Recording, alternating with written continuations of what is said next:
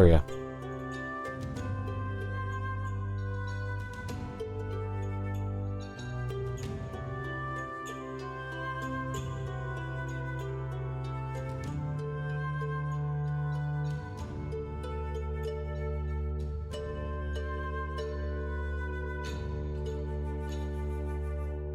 Can you show back up, please?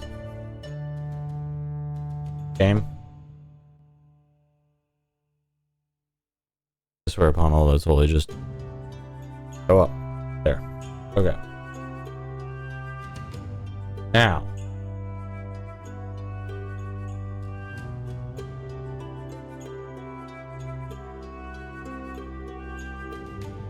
Oh my god. Ooh.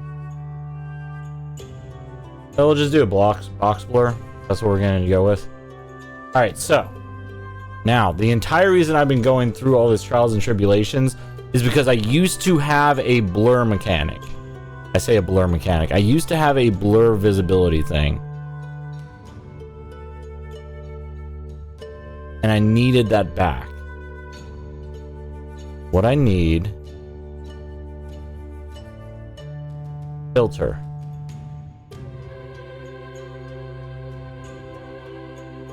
There we go. Okay, so source. Actually, I don't even need this on here, technically. Delete that from there. Studio.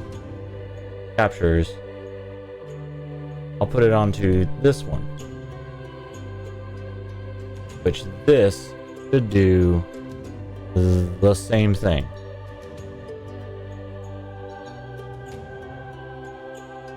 Right? So, we're looking here. I should be able to go to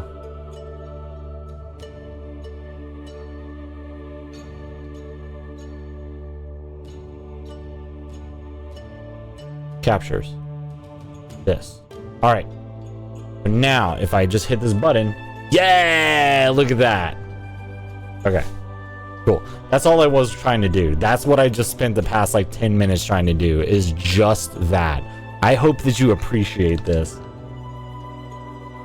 And the worst part is that you probably won't even be able to appreciate it because there's probably nothing that bad that I need to actually worry about. But there's just this point that I was looking at in this walkthrough sort of thing that was like, huh, that would be concerning. All right. Anyways, wearing similar clothes looks slightly more comfortable. John wasn't sure if it was relieved or disappointed. It wasn't lingerie, but he didn't mind seeing her dressed casually either. Lizzie smiled at his expression and came to sit beside him on the couch. I wish I would have worn a dress for our date, but I like this better. Dresses are nice, but they're uncomfortable, you know? Actually, I don't. I'm just being silly. They really are uncomfortable, though. I like when you look at me, whether I'm trying to be beautiful or not. It makes me happy. She stood closer to him, apparently unaware how much her body was touching his. No, she was probably even more aware than he was. You make me happy. I'm glad I'm with you too, Lizzie. I'm glad to hear you say that. John, I want you to stay here tonight. You meet with me. Together. As the night took a sharp turn, John did his best not to panic. He had not thought the date would actually go there, much less in such an obsessive way. But did he have to panic? Lizzie was usually this obsessive. And she had brought it up in a mostly stable way. Besides, they were dating. It wouldn't be strange for them to sleep together, and yet the look in her eyes... John? So, this is the point where we have to make that decision. Like, that we took her hand here. Right? Yeah. We took her hand, and that led all the way up to this point. I don't have to actually save there, because I already saved. So, sleep with Lizzie. Okay, I'll stay with you. Oh, John. And then closer, kissed him gently, first time in a long time. Try to relax him, just be with someone. One of her legs over his, climbing on the lap, wrapping her arms around his head to deepen the kiss. Alright, I'm not reading this. I am not reading this. I am absolutely not reading this. You have to pay for this. Is that what I should do for my OnlyFans? Like, my OnlyFans should just be me reading, like, lewd content. That's what I would do. Is I would just read lewd content for people if that's what would get me the money. Yes. I mean, yes. But does that mean I would have to actually find lewd content for OnlyFans? Like, that's the whole deal, is I wouldn't even Dude, what is that for? I'm sorry, what? Hi, VJ. I can find some. Oh my god. I live for it. I'm like Markiplier. I wouldn't even take like. I'm not even like Markiplier. I wouldn't even take pictures of myself. I would just read lewd stuff for people to listen to. This is my expertise. I thought you said you weren't lewd. Oh no. Yoko's gonna be over here just being like my half manager. Give me all the stuff I need for it. I mean, I'm not. He isn't voicing the best part. Check my head. I'm refusing to voice this part. ASMR lewd stories. I mean, I would do it if people are willing to pay for that and have that out there. You know what? That's fine. I can live with that on my conscience. You shiver as you saw the unfair. Yeah. I want you, John. Nope. Okay. One of the only things that brings any color to my life. I might believe you want someone like me, but if you really do, I want you. Okay. They'll never be able to doubt it again. Alright. Lost themselves in each other. Ah, good. That was amazing. So gotta remember this moment forever. Nippon. Okay. Shh. Oh, good. That's lovely. No con.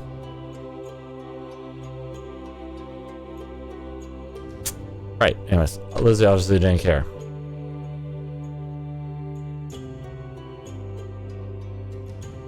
Yo, nasties.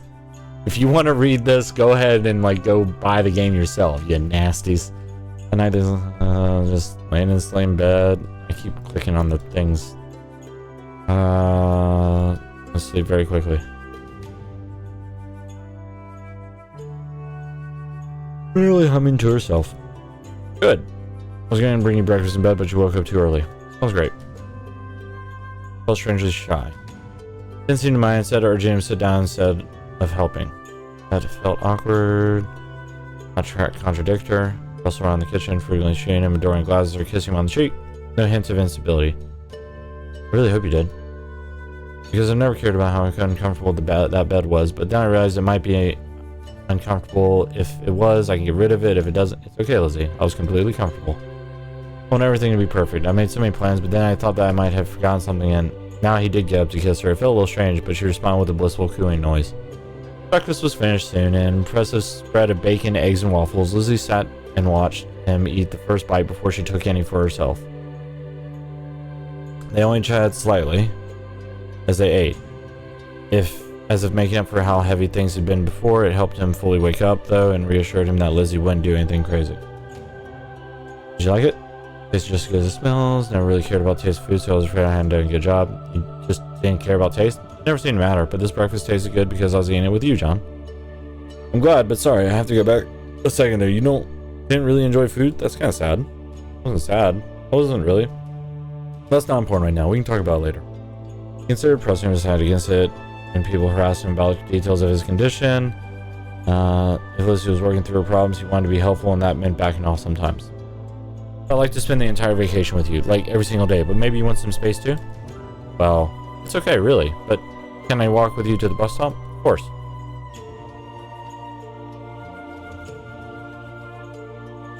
She did walk with him, holding his hand almost shyly. It seemed bizarre that she could be acting shy after they had sex, but John decided to make sense.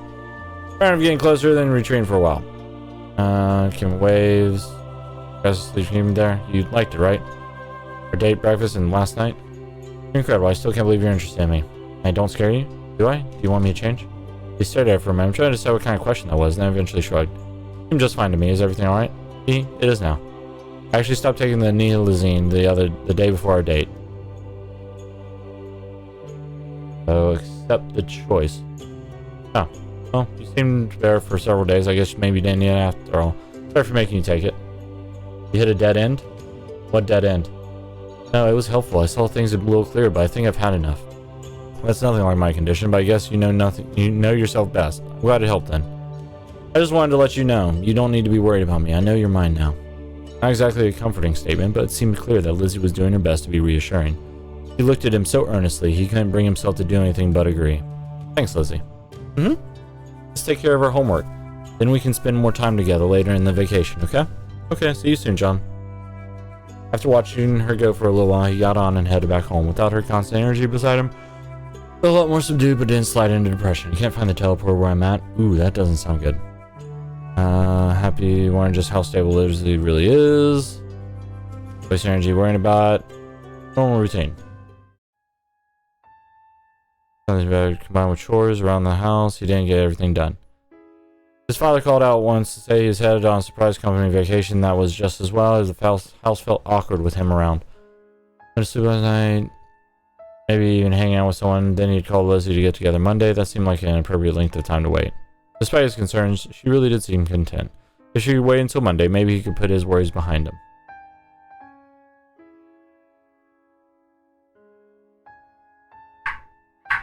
What happened?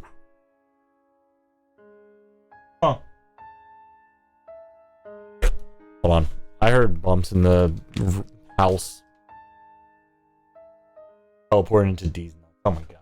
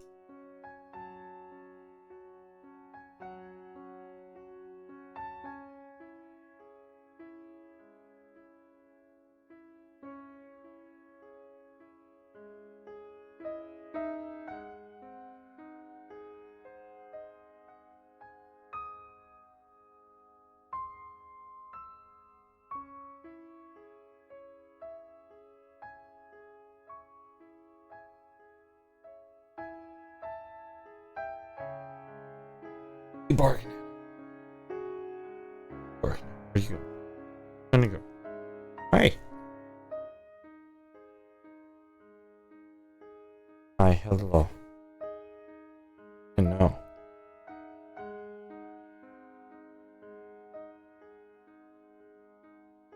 Wah wah wah. Yippee yo. Yippee yay. All right. Woke up feeling like she knew that his plans were already in the trash. Well, my plans aren't good.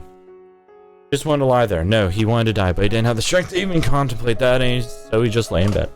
But today, he couldn't lie there forever. A strange surge of motive. Bam! What are you yapping at? Kira. What are you yapping at? Anyways. Motivation struck him and managed to crawl over to the phone and call Lizzie's number. Hello? But he was too depressed to think about that. Good morning, John. I'm having a bad day. I'd be crappy company, but I'll come right over. Didn't even hang up the phone, just curled up on the floor beside it. It felt like an eternity lying there, but it couldn't have been long before Lizzie arrived at the house. She immediately made him get up and eat something, urging him on with boundless energy. Now he had to move a little, just to avoid disappointing her. After an hour, he wasn't feeling like doing anything, but he managed to force himself to go outside on the assumption that would help. And it did. For once in his life, he managed to do what Mrs. Smith told him and socialize instead of withdrawing into himself. His surprise, it actually helped. By the end of the day, he actually felt better. He hadn't believed that a morning like that could be redeemed, yet somehow Lizzie had turned it around. Lizzie seemed happy the entire day, but she wasn't insensitive to him. Once he had the mental energy for it, he reflected that she had tempered her enthusiasm to his current mood, always encouraging him just enough. I just realized I had no water today. I'm dying. Stop dying. I put myself at low health and couldn't end the run. Then we got tired near the end of the day. She noticed he actually left of her own volition. He even managed to get some work and not feel shitty before going to sleep, thinking he had the best girlfriend in the world. The rest of the vacation passed in a peaceful enough blur. The last weekend before they had to go back to school, he ended up back at Lizzie's house. They had watched a movie on her large but incredibly dusty TV, and now just sat together on the couch. We didn't get kidnapped this time. Good! That was nice, John. Yeah, it really was. I wish we never had to go back to school. We could just be together like this every single day. Well, eventually we will graduate. There's no more school. That sounds nice. Now, I suppose there will be work. You never get a vacation until you retire, I guess. Wonder how I do with retirement. Some days it feels like my routines are all that keep me going. Don't worry, I'll take care of you, just like I've taken care of everything in this vacation. It has been a lot better than usual. Thank you, Lizzie. Yeah, thank you. This has been wonderful. You want to have sex again? I want whatever you want. Are you in the mood? We can do it right now if you want. Oh, but actually I wanted to talk about that. Last time it was too much for me. I think I can't handle so much emotion at once. I want to be with you again. I want it so badly, but maybe it would be better to wait. Like, until we're married? Oh my, no. No, we can't get married in school, so that would be forever. I can't wait that long. Let's wait a little longer, okay? Let me get used to having you so close first. I think I understand. Of course, Lizzie, we can wait. I knew I made the right choice asking you. Lizzie snuggled up against him, which admittedly did bring sex to mind, but Lizzie was also happy just to hold her close. I think this will be better for the long term. It used to be I couldn't think so far ahead. Everything just ended when it reached you. But now that I have you, I'm starting to think further into the future. I want us to have each other forever and ever. Since he didn't have a good answer to that, John just held her a little closer. Lizzie laid her head against his chest and he kissed the top of it gently. They stayed there for a little while, and for a moment he was only happy, but then the gears in his brain began turning. Fortunately, they took him to something other than a mire of depression. I think you were capable of planning before, though. I mean, you got an IUD. That requires a lot of planning. At first, before I'd met you, I could hardly even bear to imagine anything beyond that meeting. But then when you actually noticed me, actually cared for me, I started thinking a little more. I knew you always worried and got sad, so I wanted to prepare so that you would focus entirely on me. That was just a simple fragment of a plan, though. My plans were very strange. Strange? How? Strange how? Like, basement strange? Like, knives on your walls strange? Like, crowbar in your thing and putting a giant chain on my leg and tying it around a table strange? Lizzie giggled cheerfully and shook her head against his chest. Don't worry about it. They don't matter now. We can make new plans together. Like chains? Like around my leg? Big heavy chain? Being there with her, that sounded pretty good. Maybe everything would work out after all. Several days later, John was assigned a female lab partner in his science class. She was an okay match. He didn't know her very well, but she had always seemed compassionate about his depression. They worked together just fine, just completed their assigned experiments and finished class. But when he stepped outside, he spotted Lizzie watching him and gnawing on her fingers. No, not watching him, watching his classmate. Well, shit. The next day, he made sure to invite Lizzie to eat lunch with him in the forest in their usual spot. She came but didn't bring any lunch, for him or for herself. They grabbed food from the cafeteria instead, but the mood remained strange. Are you doing okay, Lizzie? John, you love me, right? Of course I do. Good. Do we need to talk about my new lab partner? Because I didn't ask for a change. The teacher just... No, there's no need to talk about her ever again. John. This is obviously not getting him anywhere. While chewing on a sandwich, John tried to think of something to get her mind off the subject. Start a conversation about your peers. Lizzie, I was wondering. Who's that girl I saw you with last week? Fidgeted for a bit, then seemed to focus on his words and shook her head. Oh, her, she doesn't matter to me. You don't have to worry about her taking any of my time away from you. I'm not worried, I'm just happy to see you have a friend. Not really a friend, I don't have any friends. Lizzie? Oh, please don't be sad for me, it's fine. I'm fine, it doesn't bother me at all.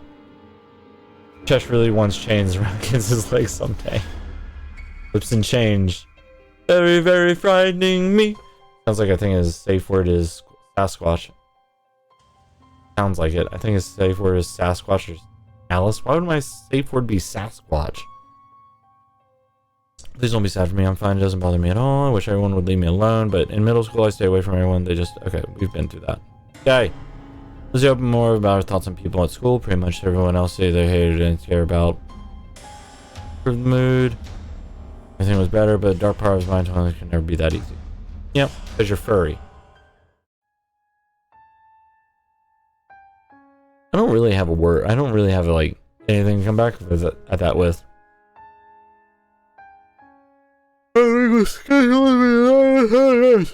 Sorry. His classmate did her fair share and was friendly enough, so it would have been easy if not for Lizzie. He couldn't spot her anymore, but he was sure she was watching. It was possible that she had become better at hiding herself. You here with me, John? Sorry, my head is in the clouds. What am I missing? Nothing, we're done. I was saying good job, but you didn't seem to hear it all. I didn't. Sorry, I've been distracted lately. No big deal. Hey, can I ask you a question, though? You and Lizzie are dating, right? Yeah. What's she like? I tried to get her to know her once, but it's like she's not even on the same planet. I'm surprised she found anyone. Don't get me wrong, I'm happy for her. Just a little curious is all. Hey, positive? Things about Lizzie. She's a little shy with people, but I really enjoyed getting to know her. Take good care of her, okay? It'd be a crime to hurt someone who seems as fragile as her. Believe me, that isn't going to be the problem. Anyway, I was just asking out of curiosity. Maybe our high school only has one lost cause now. Lost cause? Girls who none of us can get along with. I mean, but if Lizzie has a boyfriend, I guess that excludes her from the category. Who's left? It's not me, is it? No, it's the other girl in our year. I forgot her name now. Actually, she may be dating one of your friends right now. And why is she still a lost cause? As near as I can tell, she regularly gets really obsessed with a boy, but it never lasts. But sorry, I didn't mean to throw this much gossip at you. That's okay. Yoka weird safe word is Cheshi. Probably not. I don't know. Anyway, you headed to locker 2. Should have been walking while we talked. Now I think about it. I have to stay here to do something. Alright, see ya. Being seen walking with her would have been even worse. From Lizzie's perspective, John wondered if he had already made a mistake talking with her that long. Really changing that now. Lizzie really spent her entire life being that jealous of him? For now, he didn't have the strength for multiple relationships, so it didn't matter much, but later in life, he'd want to have friends too.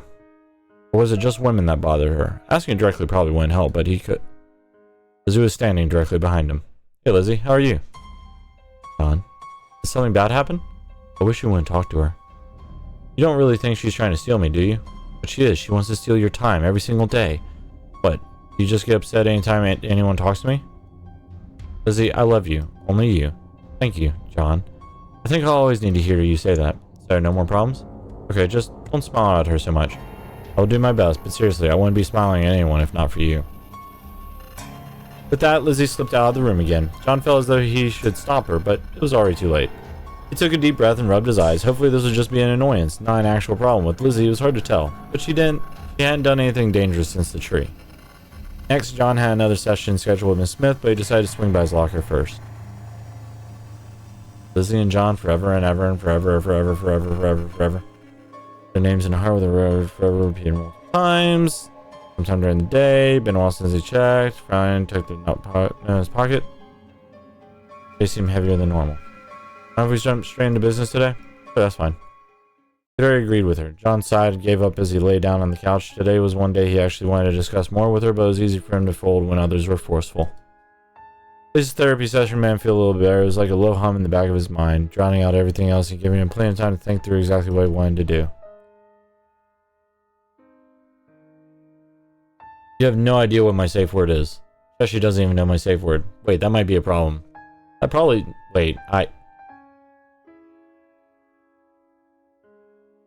Wait. Why would that be a problem? You know what? Never mind. This is fine. It's fine. Anything you do to help Lizzie, and if you need to do anything to protect her from others. Into the therapy session, fills the answer.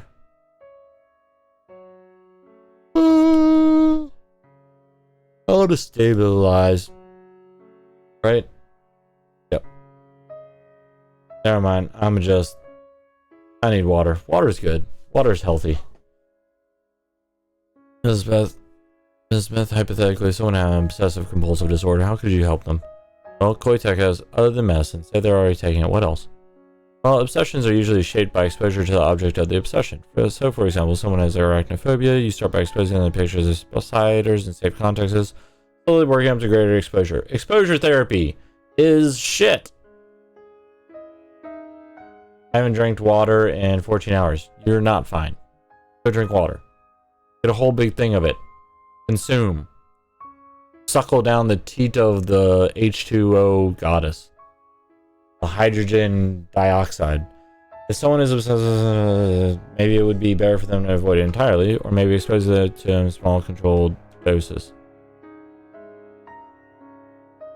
What's this about anyway? I've just been reading about it in class lately. Thanks, Mrs. Smith. Better refocus. She wasn't sure how much of a threat Lizzie might be. Maybe that's what he needed to do, was turn her own trick back on her. John stalked Lizzie through her routine. Part of her routine was stalking him, so that made things strange pretty quickly, but he made sure to keep an eye on her. She went about doing normal things, but he lost track of her during most classes. And after observing closely, John realized that she tended to disappear during free periods as well. One day, he spotted her slipping away and followed. She headed to an empty classroom right next to the cafeteria. Lizzie? Ah! Oh, John, I didn't expect to see you here. What is that beaker you're holding? Just a chemistry project we're working on. They let you take one of the beakers out of the lab with chemicals in it? Raise the issue bluntly. I don't want you to kill her. Ah! You're my girlfriend. She's just someone in the same class. There's no competition between you. I don't like how she looks at you. Seriously? You wouldn't dream of dating me. She's just being friendly. I don't like that either. Well, we don't have a choice. But if you just wait and don't hurt her, she'll go to a different class soon and then she'll be gone. If you do try to hurt her, it will only cause problems. It could only make something come between us. You understand? Well, that's all I had to say. I'll trust you not to do anything unwise, Lizzie. You trust me? Of course, Sean. I trust you completely. Good. Let's schedule another date for sometime soon, okay? Okay. He smiled at him adoringly as he left. John felt better about the situation until he got home and his mood crashed. He honestly had no idea if it was a premonition or just depression. Either way, he went to sleep and stopped thinking for a while.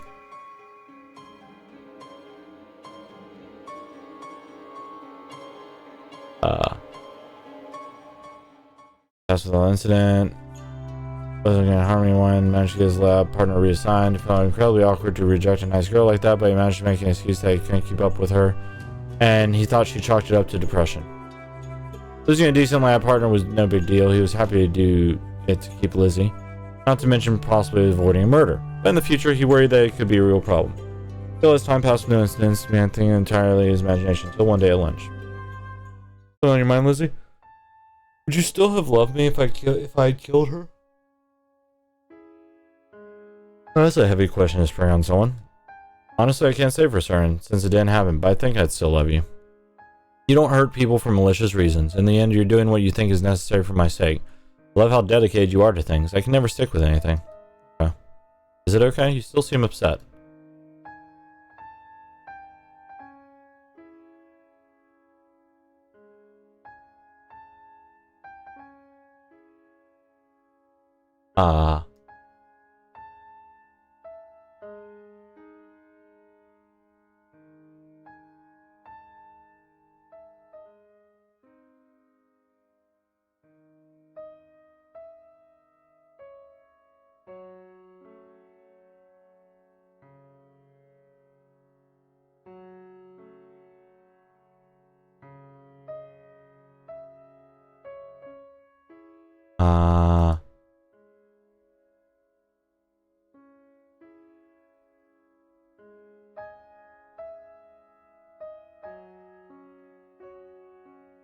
So wait.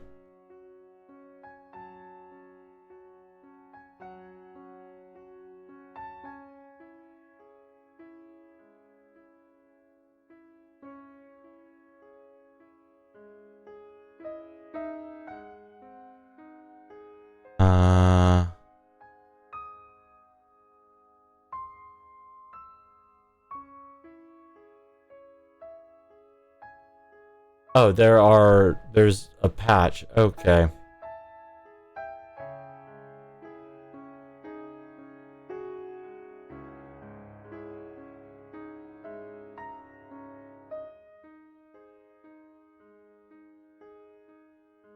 Huh.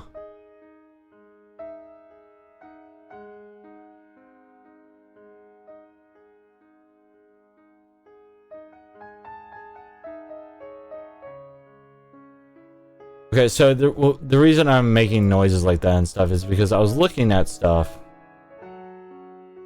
and it tells me that the next answer that I should give is answer honestly.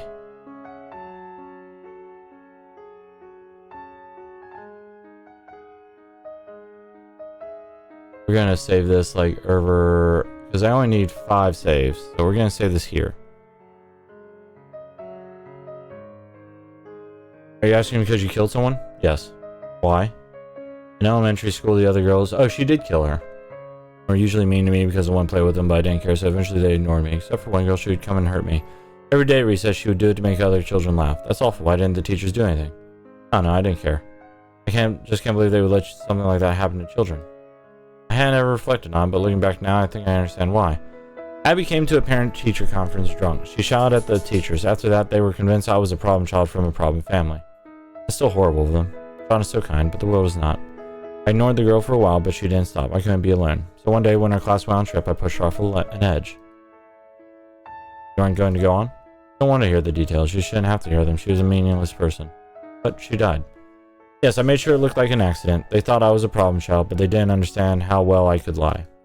I see. Does this mean John hates me? No, not at all. I mean, it's serious, but I had no idea you went through that kind of thing. I feel awful for saying what I did earlier. I wasn't trying to accuse you or make you feel bad. May I hug you? Of course, come here. Pushed him quickly, held on tight, stroked her hair, and tried to come to terms with what he had been told. Have you still hold me like this? Always. I wasn't sure if it was true, but at the moment he said it, it felt true.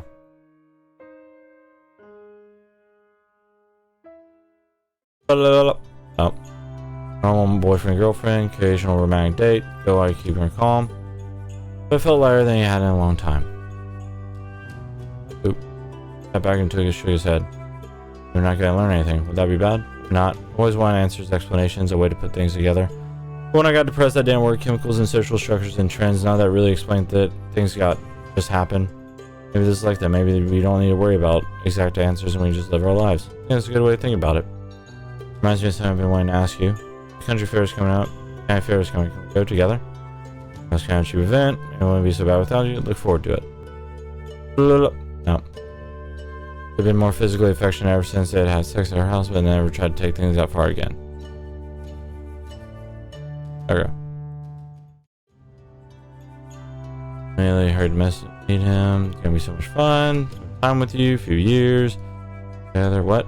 It doesn't really count unless a guy is willing to go to the fair with you. Guys don't talk about that? I'm going to do the same with you. Let's go see what they have here. Wander around, happy found pieces.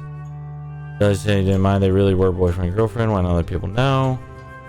Couples have broken up over more trivial things than they had just been through. House of Mirrors, strange as a choice. It's just a simple maze. There started to be more mirrors that intentionally shaped his shape into a distorted version of himself. Strange but not overwhelming. When he realized Lizzie was no longer with him. His first response was actually a moment of panic, as if she had gotten lost. When in fact she was much more capable of taking care of herself than he was. Lizzie? Oh, she disappeared like that. All the different pathways were reflected in the maze. He was sure he would have seen her leave. He was actually starting to make him feel uncomfortable. John, we're just this way. Come find me. Following her giggles, as she got outside the maze. Her laughter was playful, not crazy or vicious. Yoink, without warning, somehow popped up behind him, tugged him backward through what he thought was a normal wall. Closed behind them, a secret door. He realized it was inside a mirrored room with no other exit. This House of Mirrors was apparently more complex than he had thought. If it had a hidden room. Is this place neat? I found another secret passage too. That didn't take you long. Grabbed from behind and then let go, increasingly conscious of how she was pressed against his back. She was so soft. I'm glad you came here with me. You know, making it hard, you never giving up. I want to do something for you now, John. Is that okay? Ah. Right. This is in the other thing.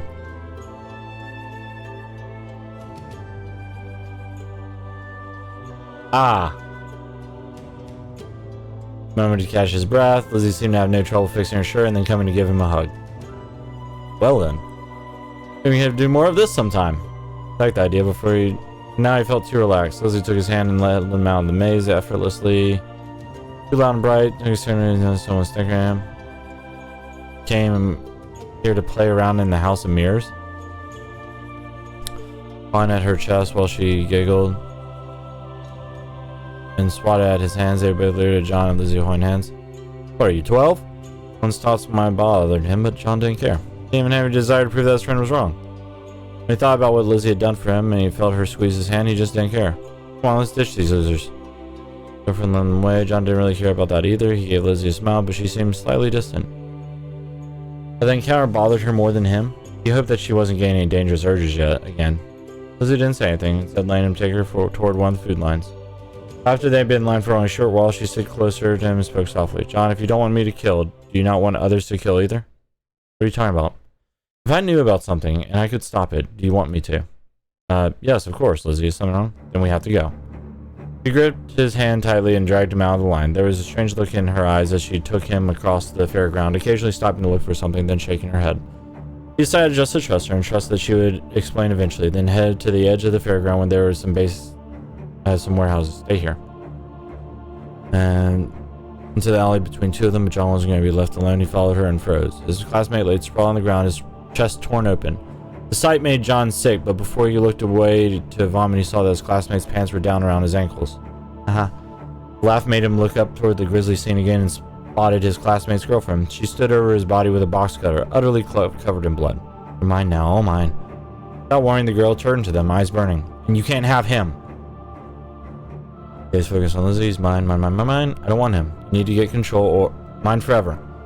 The girl lunged at them, moving with jerky, erratic footsteps that still closed the gap between them in a flash. Yet while John was still flinching, Lizzie reacted in a single smooth movement. She knocked away the box cutter and spun the girl to the ground, ending up with her knee dug into her back. While the other girl thrashed and wailed, Lizzie gripped her hair and pulled her head up into a submission hold. Quiet.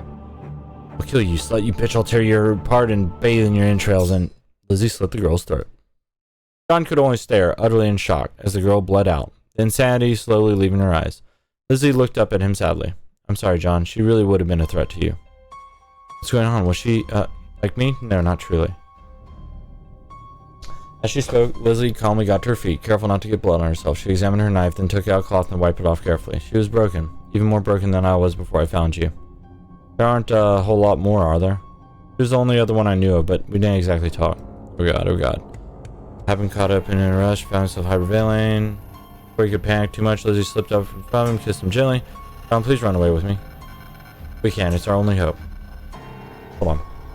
I need liquid. Give me a second.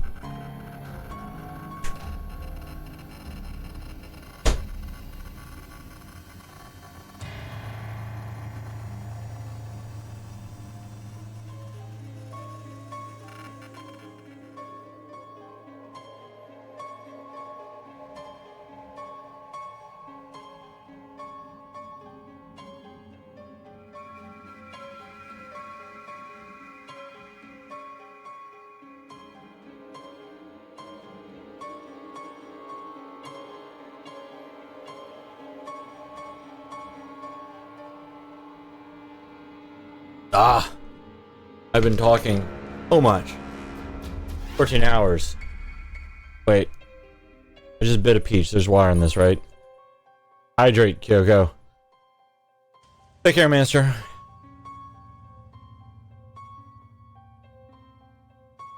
Kyoko, I swear. Georgia, what are you doing? Georgia. Georgia. Hi.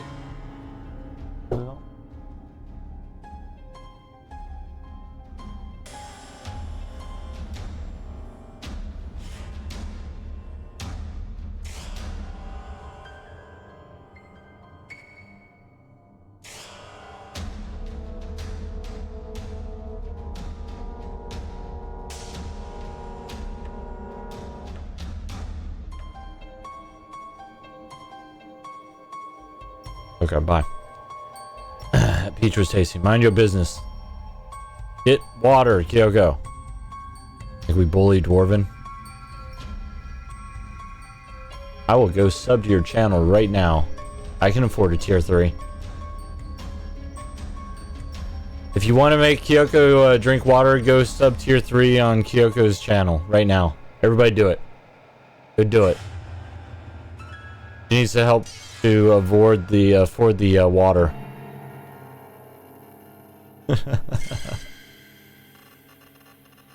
Needs the motivation.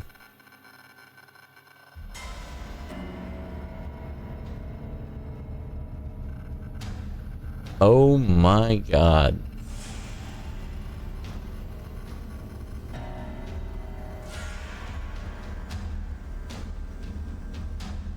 Yeah, Kyoko didn't pay the water bill. It's fine. We need to help her. The logistics of it dizzied him. He wasn't even sure exactly what he was agreeing to. He couldn't think with the two quarters line so close. I pay the electricity, but not the water. Need to pay for the water. Your brother pays the water bill. Well, if you need to pay for it to make sure that you have water to drink, then you need to pay for it. And we can help with that. He's concerned about one thing. He wanted to be with Lizzie despite what happened. And for that to work, you need to get away. Running away entirely? Thirdly, they could just get away from the scene of the crime and keep their heads down during the investigation. Yes, I'm battery. John, please decide. We don't have much time.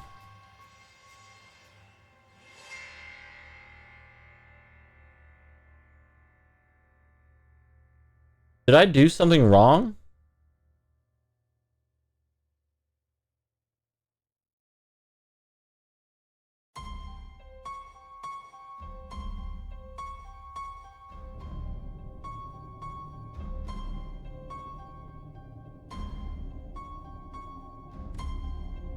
Lay low. Make us look guilty. Far away from the corpses, I have no reason to suspect this could look like a murder-suicide.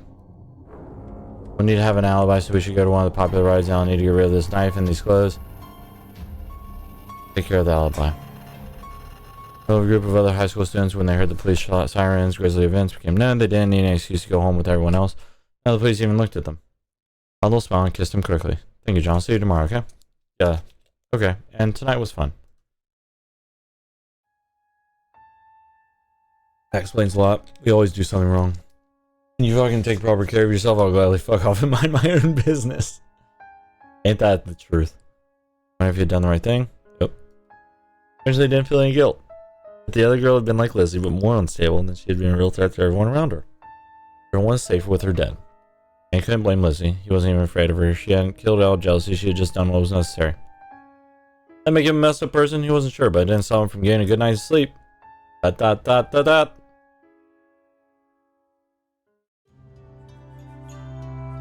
Maybe it was run away together was the... whatever, it doesn't matter. At the school, at the flag, half-mast. Okay, I've done all this. One saying the murders was the fact that life just went on. Stop talking about what happened. Sleepwalk found those. Graduation. Stay together, went to college. Found decent jobs. Wait. Hold on. That's lay low.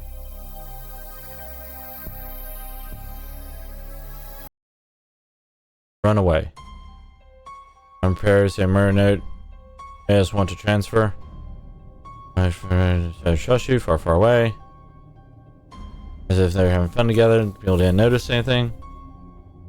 People were released. We're still investigating. There's no suspicion. Calls for asked to be transferred. Lizzie is saying from what I heard they weren't the only two. Good thing you saved. Cooking can dehydrate whenever. I don't mind. The sweet tea count as water. No.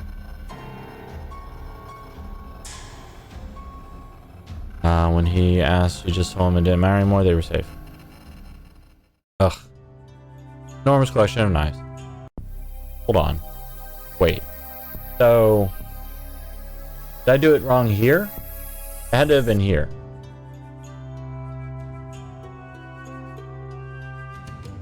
Yes, it does. Bam. Accept choice.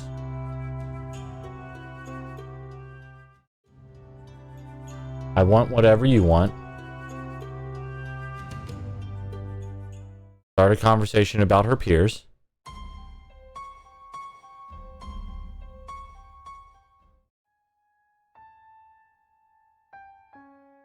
Say positive things about Lizzie. Ask Miss Smith how to stabilize a person. Raise the issue bluntly.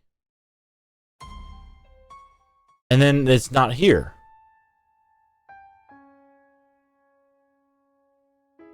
Answer is like, so what the guide tells me is to answer honestly. This is what I'm supposed to do. I said I want it. Good. There's no one been harmed. This seems to be devoted at all times. Just to be safe.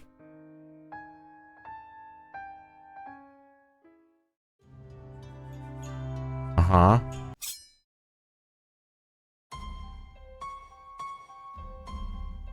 I'm supposed to... Yeah.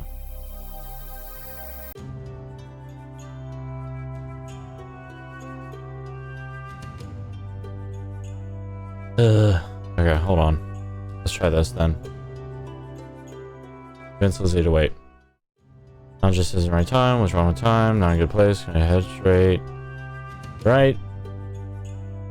Unless I want to keep dating you, this I understand. Stay a little longer. You won't force anything. Not the right time for that. Let me get some tea. Just turned on sex with a girl like Lizzie. Sweet tea is just a snack. When long, tea calms nerves. Your tea trips us. That's what makes sense. Everything's ready. Later. Sorry, I lost my train of thought. I just wanted this to work out too. Need my help.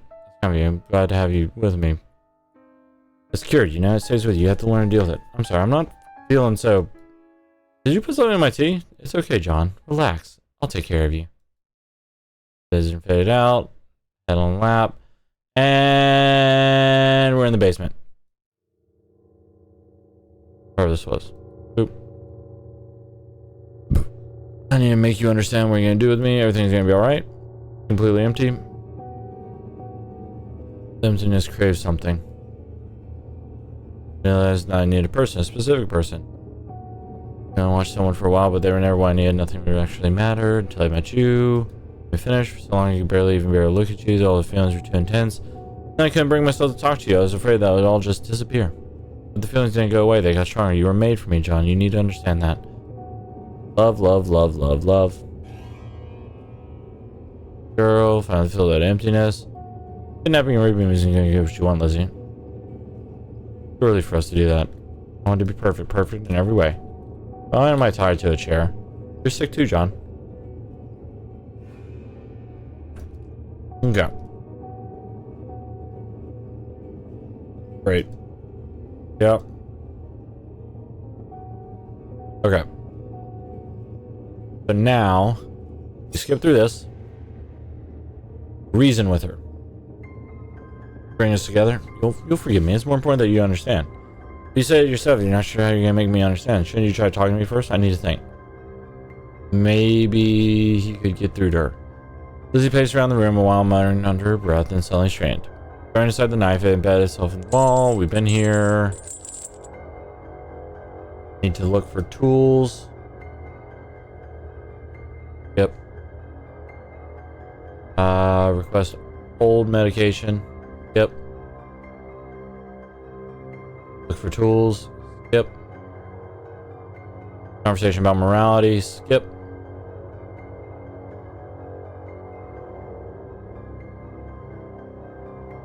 I'm taking it for days. I destroyed the rest of it the day before our date. Taking it. Not that simple. Skip. Make something for Lizzie. Skip. Disagree. Yep. Use crowbar to escape shackles. Yep. Stay in the basement. John set the screwdriver and crowbar on the table, then repositioned his chair directly in the center of the basement. When he heard Lizzie enter, he sat down facing the door, making the unhooked shackle obvious. Lizzie came down the stairs not long after, a smile on her face, but then she saw him, and her expression became utterly blank. Hello, Lizzie. You stayed. I didn't have to do this. This isn't my fault. Lizzie, calm down. Please don't get upset. But I kidnapped you, and she was stumbling toward him, and he tensed when she reached behind her, but after pulling her knife from her waistband, she set it down on the table. I almost ruined the only thing I had. I'm sorry, John. I'm so sorry. Just going into the office, but not anymore. Good. All 4 work elevators are down. Hey! I get a shout out for Lucifer Jean. Jean? Is it Lucifer Jean? For Luke. Formerly Zuki Tanuki. Rebranding into a lovely new individual. Jean. Gotcha. Lucifer Jean. Hope that you're doing well. Hope that you're taking care of yourself. Love to see the new name. We're playing a fun game. Interesting game. I hopefully will have enough time to do a round of Hades, but we're running through because I want these achievements, damn it. Began to crumple, bending over with her back arched. Painfully, he moved to wrap his arms around her to keep her from curling against herself. Why? Why are you so kind?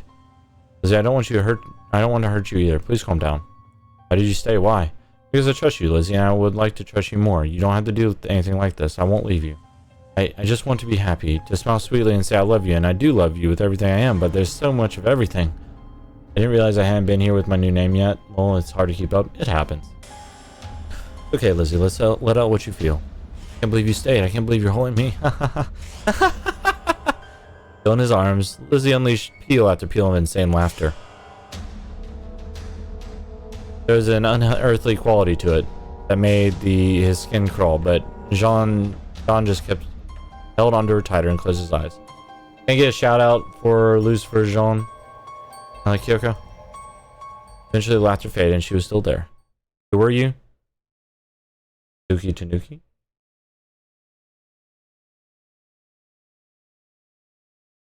Thank you. He's trying to steal the show, but we all know that you're the real star here. Oh, an old clip. Respect and fear that's speaking. Subnautica old clip. Come on, Daylight. Let's have Good a little times. bit of you. Seems like you have nothing and leave instead of Tanuki-kun. Guess I need to go and get some oxygen Ask first. to stabilize. That's probably the smart thing to do. Say nothing and leave? Oh, is that what it is, Ricky? Okay, I'll try that next. Boy. There she is. Oh boy. She's mad. You seem to have a friend mad. there, Lucifer. Let's keep flying. Let's just keep flying. We're fine. Are you fine now? No Are you danger, really? but I don't know about fine. that. She's right behind us, but we're fine. I don't know about that. Also, I still haven't gotten a chance to try one of these sour candies. You got a friend in me. Sent her by it dissipated, leaving her resting against him. When she looked up into his eyes, there was sweet love there, also an intensity. He had never been seen both of them in her at the same time, and it made him shiver involuntarily, but not necessarily in fear. Tom loves me. Yes, I do. I won't leave you. Never thought it could be like this. Poor Leviathan didn't manage to grab me. Yeah. He's a special one. I'll calm down if you love me, but now I feel so alive, I don't know what to do with these feelings. It's okay, Lizzie. I'll stay with you and we can figure it out together. And please kiss me, John. He bent and kissed her gently. She kissed back, gently first, but then almost viciously. He tasted blood in her kiss and wasn't sure whose it was, but he didn't pull away. The kiss was wild and unhinged, utterly unlike any of his fumbling romances of the past. Lizzie's fingers dug into his back and she kissed until she had to pull back, gasping for breath. Thank you. Her eyes had softened again. He knew the intensity was still lurking underneath the peace he saw on the surface, but it no longer frightened him. He felt like he should say something, but he couldn't find the words. After a moment, he realized that Lizzie had fallen asleep. After a moment of uncertainty, he decided to carry Lizzie up the stairs. She was much lighter than he expected, and he didn't have a hard time taking her to bed and tucking her in. Lying there, she looked almost angelic. He knew she wasn't, and honestly, he didn't want her to be. John realized he had stepped over a line and there was no going back. Now, though, he felt emotionally wrung out. He went to the couch and fell asleep almost immediately.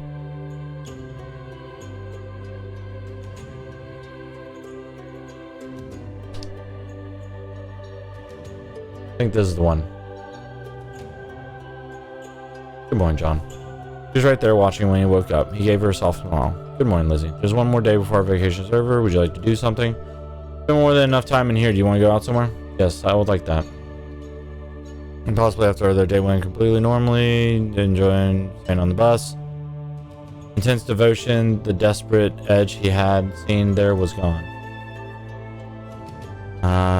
Stretched his legs, sunlight, feeling concerned. Didn't invite him in. Instead, they just lingered on the edge of the property. I don't know what to say. Worry about later. Then I'll see you tomorrow, okay? Yeah, I'll see you then. He watched her go. They turned around and walked back to the bus stop alone. The rest of everything that happened. And for 9 days. Blah, blah, blah. Another note. I don't feel like murdering anyone today. Yay! Inside himself, John laughed. He thought she meant it as a joke. When he looked up, he saw Lizzie around the nearby corner and she smiled at him before vanishing. He drifted through several classes. Today, he wasn't too different from the other students. Since they were barreled back from vacation and unfocused, none of the teachers tried to make them do very much. Right. Ask for more Paxitine. Take a double dose? We don't recommend that. What I can do, however, is prescribe you a much stronger formulation of Paxitine. Does this sound fine? Yeah, okay. I wouldn't normally do this, but you've been responsive to the normal formulation, so hopefully this will help you improve your condition further. New bottle of pills, they look basically the same as the old ones, the label wasn't much different. Take wherever you get. And he already felt different. Not better. It was as if all his emotions had been flattened into a single gray line, leaving him impervious to the world around him. In some ways, it was comforting. He never woke up too depressed to move and did his work every day. He also never woke up happy, but the longer he was on the medication, the less he cared about that. One thing that bothered him at the beginning was that his things seemed to have been flattened as well. Only a trickle of mundane thoughts occupied his mind. In time, that seemed like enough. After all, it was much easier to think about what Lizzie had done to him. It was easier not to think about what Lizzie had done to him, or how she was acting more and more erratically now. John? You weren't the John I wanted, but you will always be my John. You aren't going to say anything anymore, are you? Then you're going to be mine. I'll take care of you forever. She took him away, and he walked behind her because it didn't really matter what he did. None of it mattered. He had the vague sense that they were on the run from someone, but he just stayed wherever she put him. Soon he rarely even left his chair. Every day she would feed him by hand, clean him with a cloth, give him a kiss at night. Eventually, even that faded away. He wasn't sure if he was alive or not, but it didn't matter. Caretaker. Hope glimmers strong on another path. Hold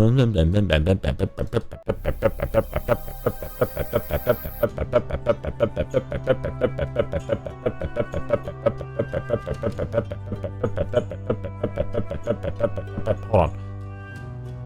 I want to load back to here because Ricky said,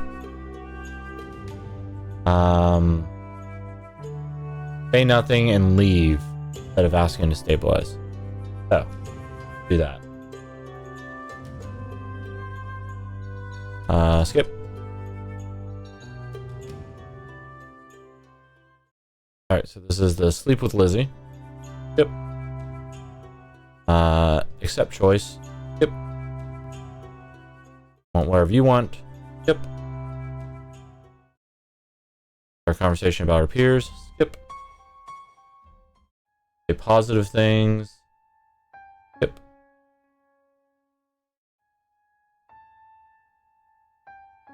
So you said leave without saying anything? I thought your audio broke.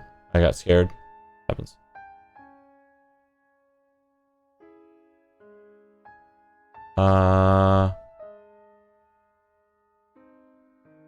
So leave without saying anything. I'm gonna do it here. Put his head down and left. Maybe his issue bluntly. Ugh.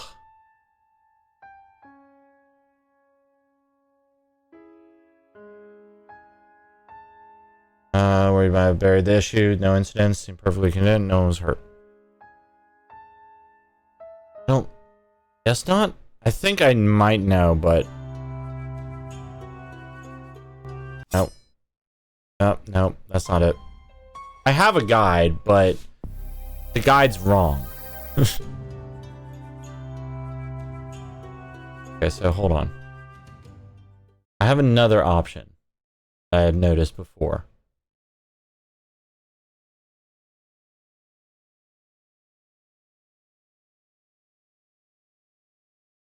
Because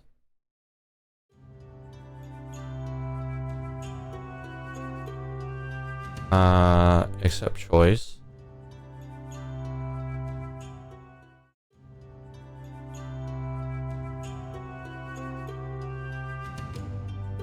Decline. Maybe we should wait, huh? Take too much emotion. Say no to me. No problem. We go from there, hell a little bit closer. Love it gently. Our depression. Oh, we've been through that. Morality. We've been through that. And things a little uncomfortable for the rest of lunch, but John hoped if he ever did somehow get strapped, Lizzie was nearby. Yep. So very little about Lizzie. Blah blah blah. Go straight to Lizzie and resolve the situation. I need you to be honest with me, Lizzie. You're angry that I have a girl as my lab partner, aren't you? Yes. Do you honestly think I cheat on you with her? No, John will never do that. Why do you want to hurt her? It's fine if you can't tell me, but you shouldn't do that, Lizzie. I want you to be focused on me, not other people.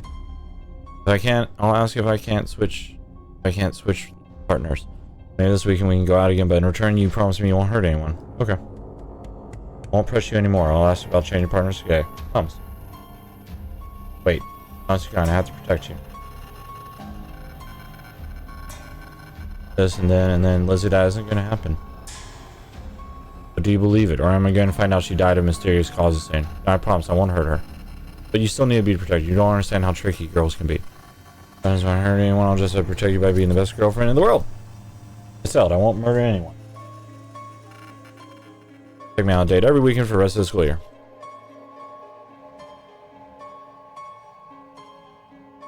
Yeah, I'm looking at a guide. I guess the internet lied again. I have some ideas. Eventually begin to relax and trust that I wasn't going to hurt anyone. Blah, blah, blah. It says that playing with bonuses makes it slightly different. Oh, well, that's dumb. I don't even know what playing with bonuses does.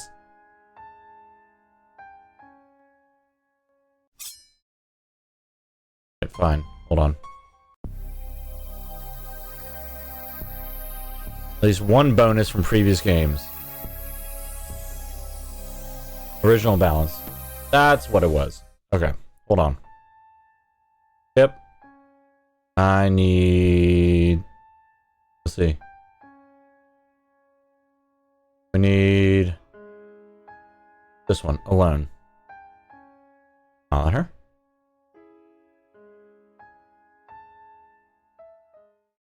Leave a note.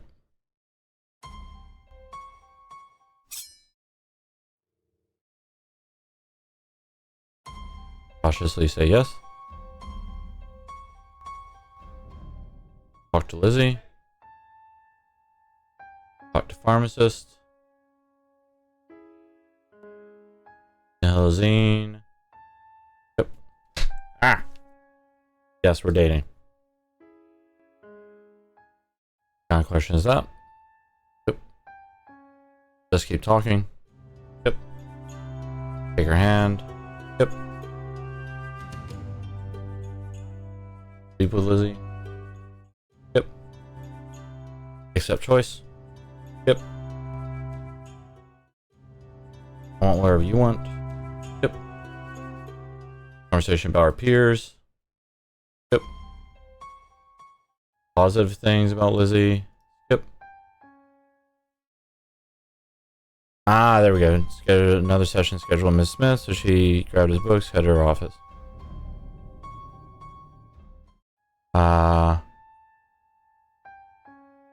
Ask Miss Smith how best to stabilize a person.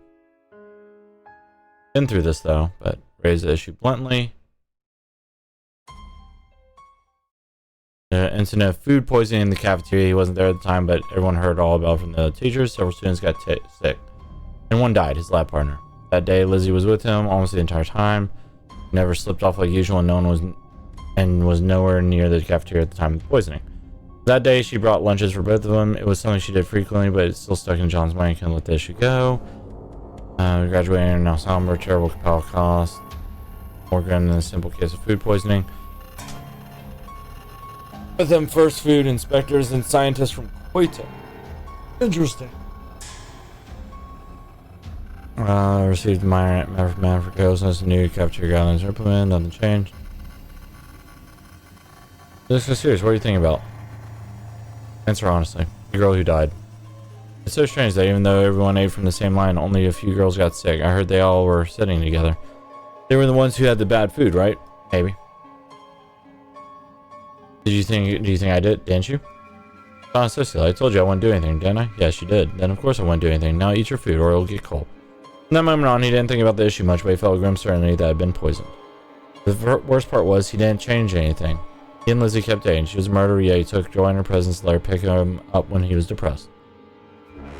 Didn't that make him an awful person? He wasn't sure. And in moments when the world seemed entirely gray, he didn't care.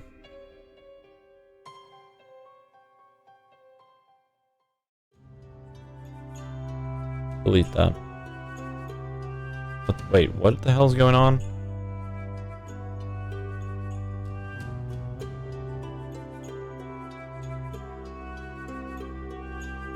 Oh.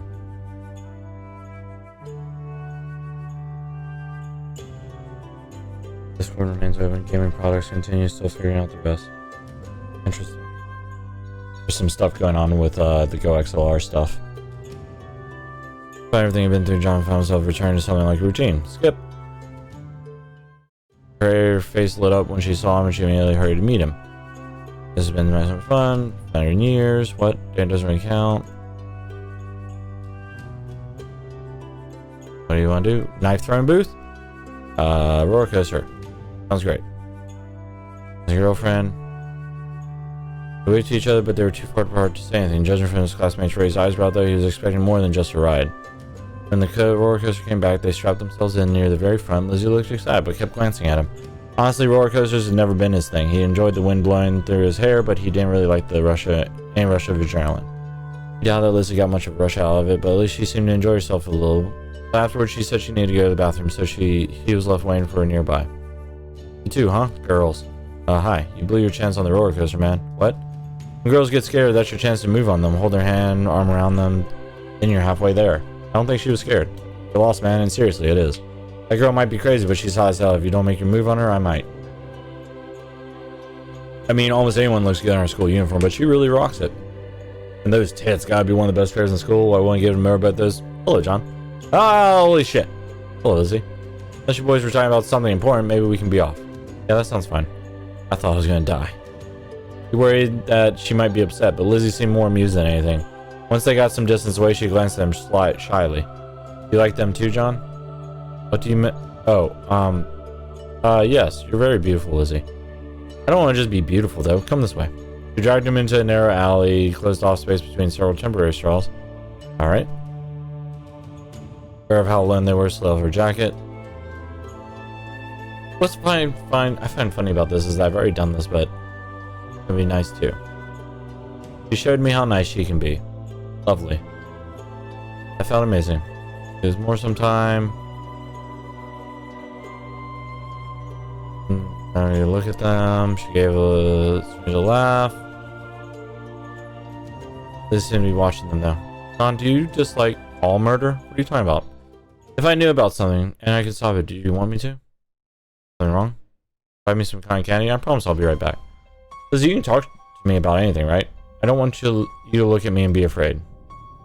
With that, she vanished, moving away at surprising speed and disappearing around 10. How fast I even turned. I come. Wait through it. They got closer and closer to stand without Lizzie reappearing. Eventually, had 2 cans of cotton candy was standing there. They probably looked ridiculous with one in each hand, yet that feeling was overwhelmed by the growing sense of concern. That's when the police showed up. They seemed to come abruptly, sirens wailing, and one asked them what was going to stay back. Others dressed in unmarked clothing, no unmarked body armor. They didn't see any sign where they're from. Or the body who was just opened up. The wild animal attacked him, the police were saying it looked like a knife did it. Wait, who did? I didn't recognize him, but a boy about your age, and there was a girl with him, her throat cut right open. The next thing I knew, they moved me away, and everyone showed up. They wouldn't tell me anything.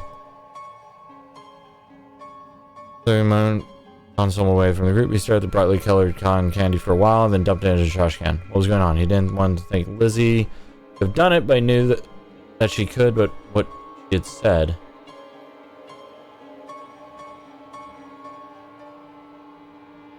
Boop, boop, boop, ba-doop. Okay. John.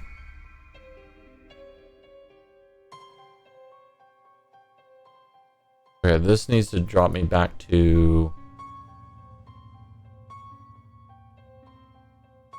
Okay. There we go.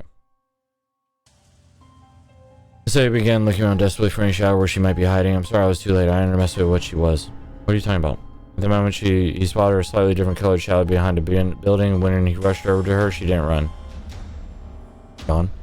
Though she had tried to wipe herself off, there were lingering streaks of blood all over her hands and shirt. John stared at her, realizing that she had held her hand to the side to hide something from him. He knew what she was ripping. Lizzie, did you do this? No, please believe me. I would kill anyone for you, but I didn't kill him. Him? What about her? She was the one who did it. I tried to stop her, John. John, we can't stand around talking. I'll explain if you want, but we have to get away.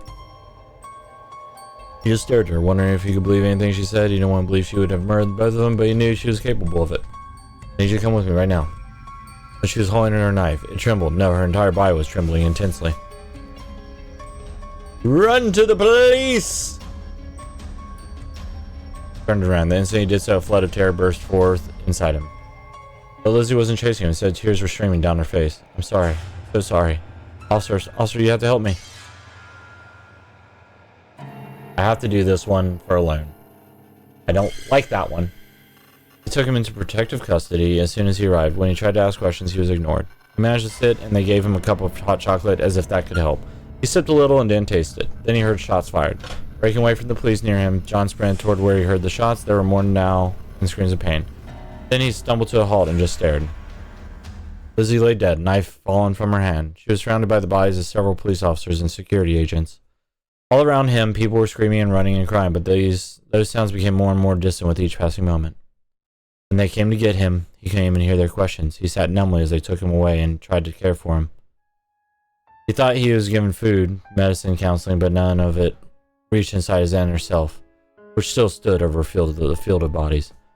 Even that sight was starting to fade, though, overwhelmed by the endless gray, until there was nothing else and it was over. Alright, now.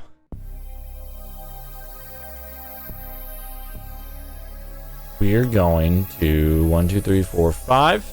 Yes?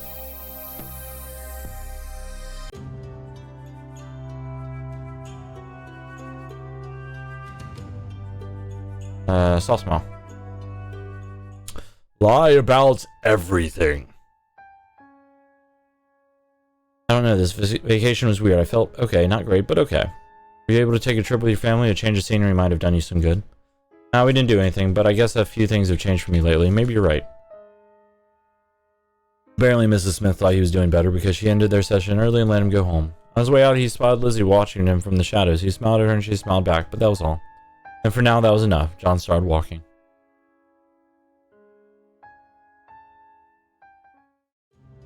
The school year got away from him a little. Despite everything he had been through, John found himself returning to something like a routine. His time with Lizzie was strange. At times she was even sweeter, more devoted than before, but occasionally she showed flashes of something else. Once when a classmate happened to smile at him, Lizzie explained at length about how she wanted to dismember the other girl one limb at a time. John just held her and stroked her hair. Maybe he was going crazy, but he no longer minded those parts of her. He much preferred that Lizzie to the one who tried to hide her true nature from him. He wasn't sure if it was his imagination, but he almost felt like there was a little more color in the sky than there had been before. On occasion, he still headed to the library to try and... oh, funny.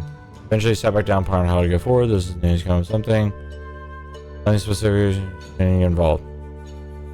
I don't want to go full conspiracy theory yet.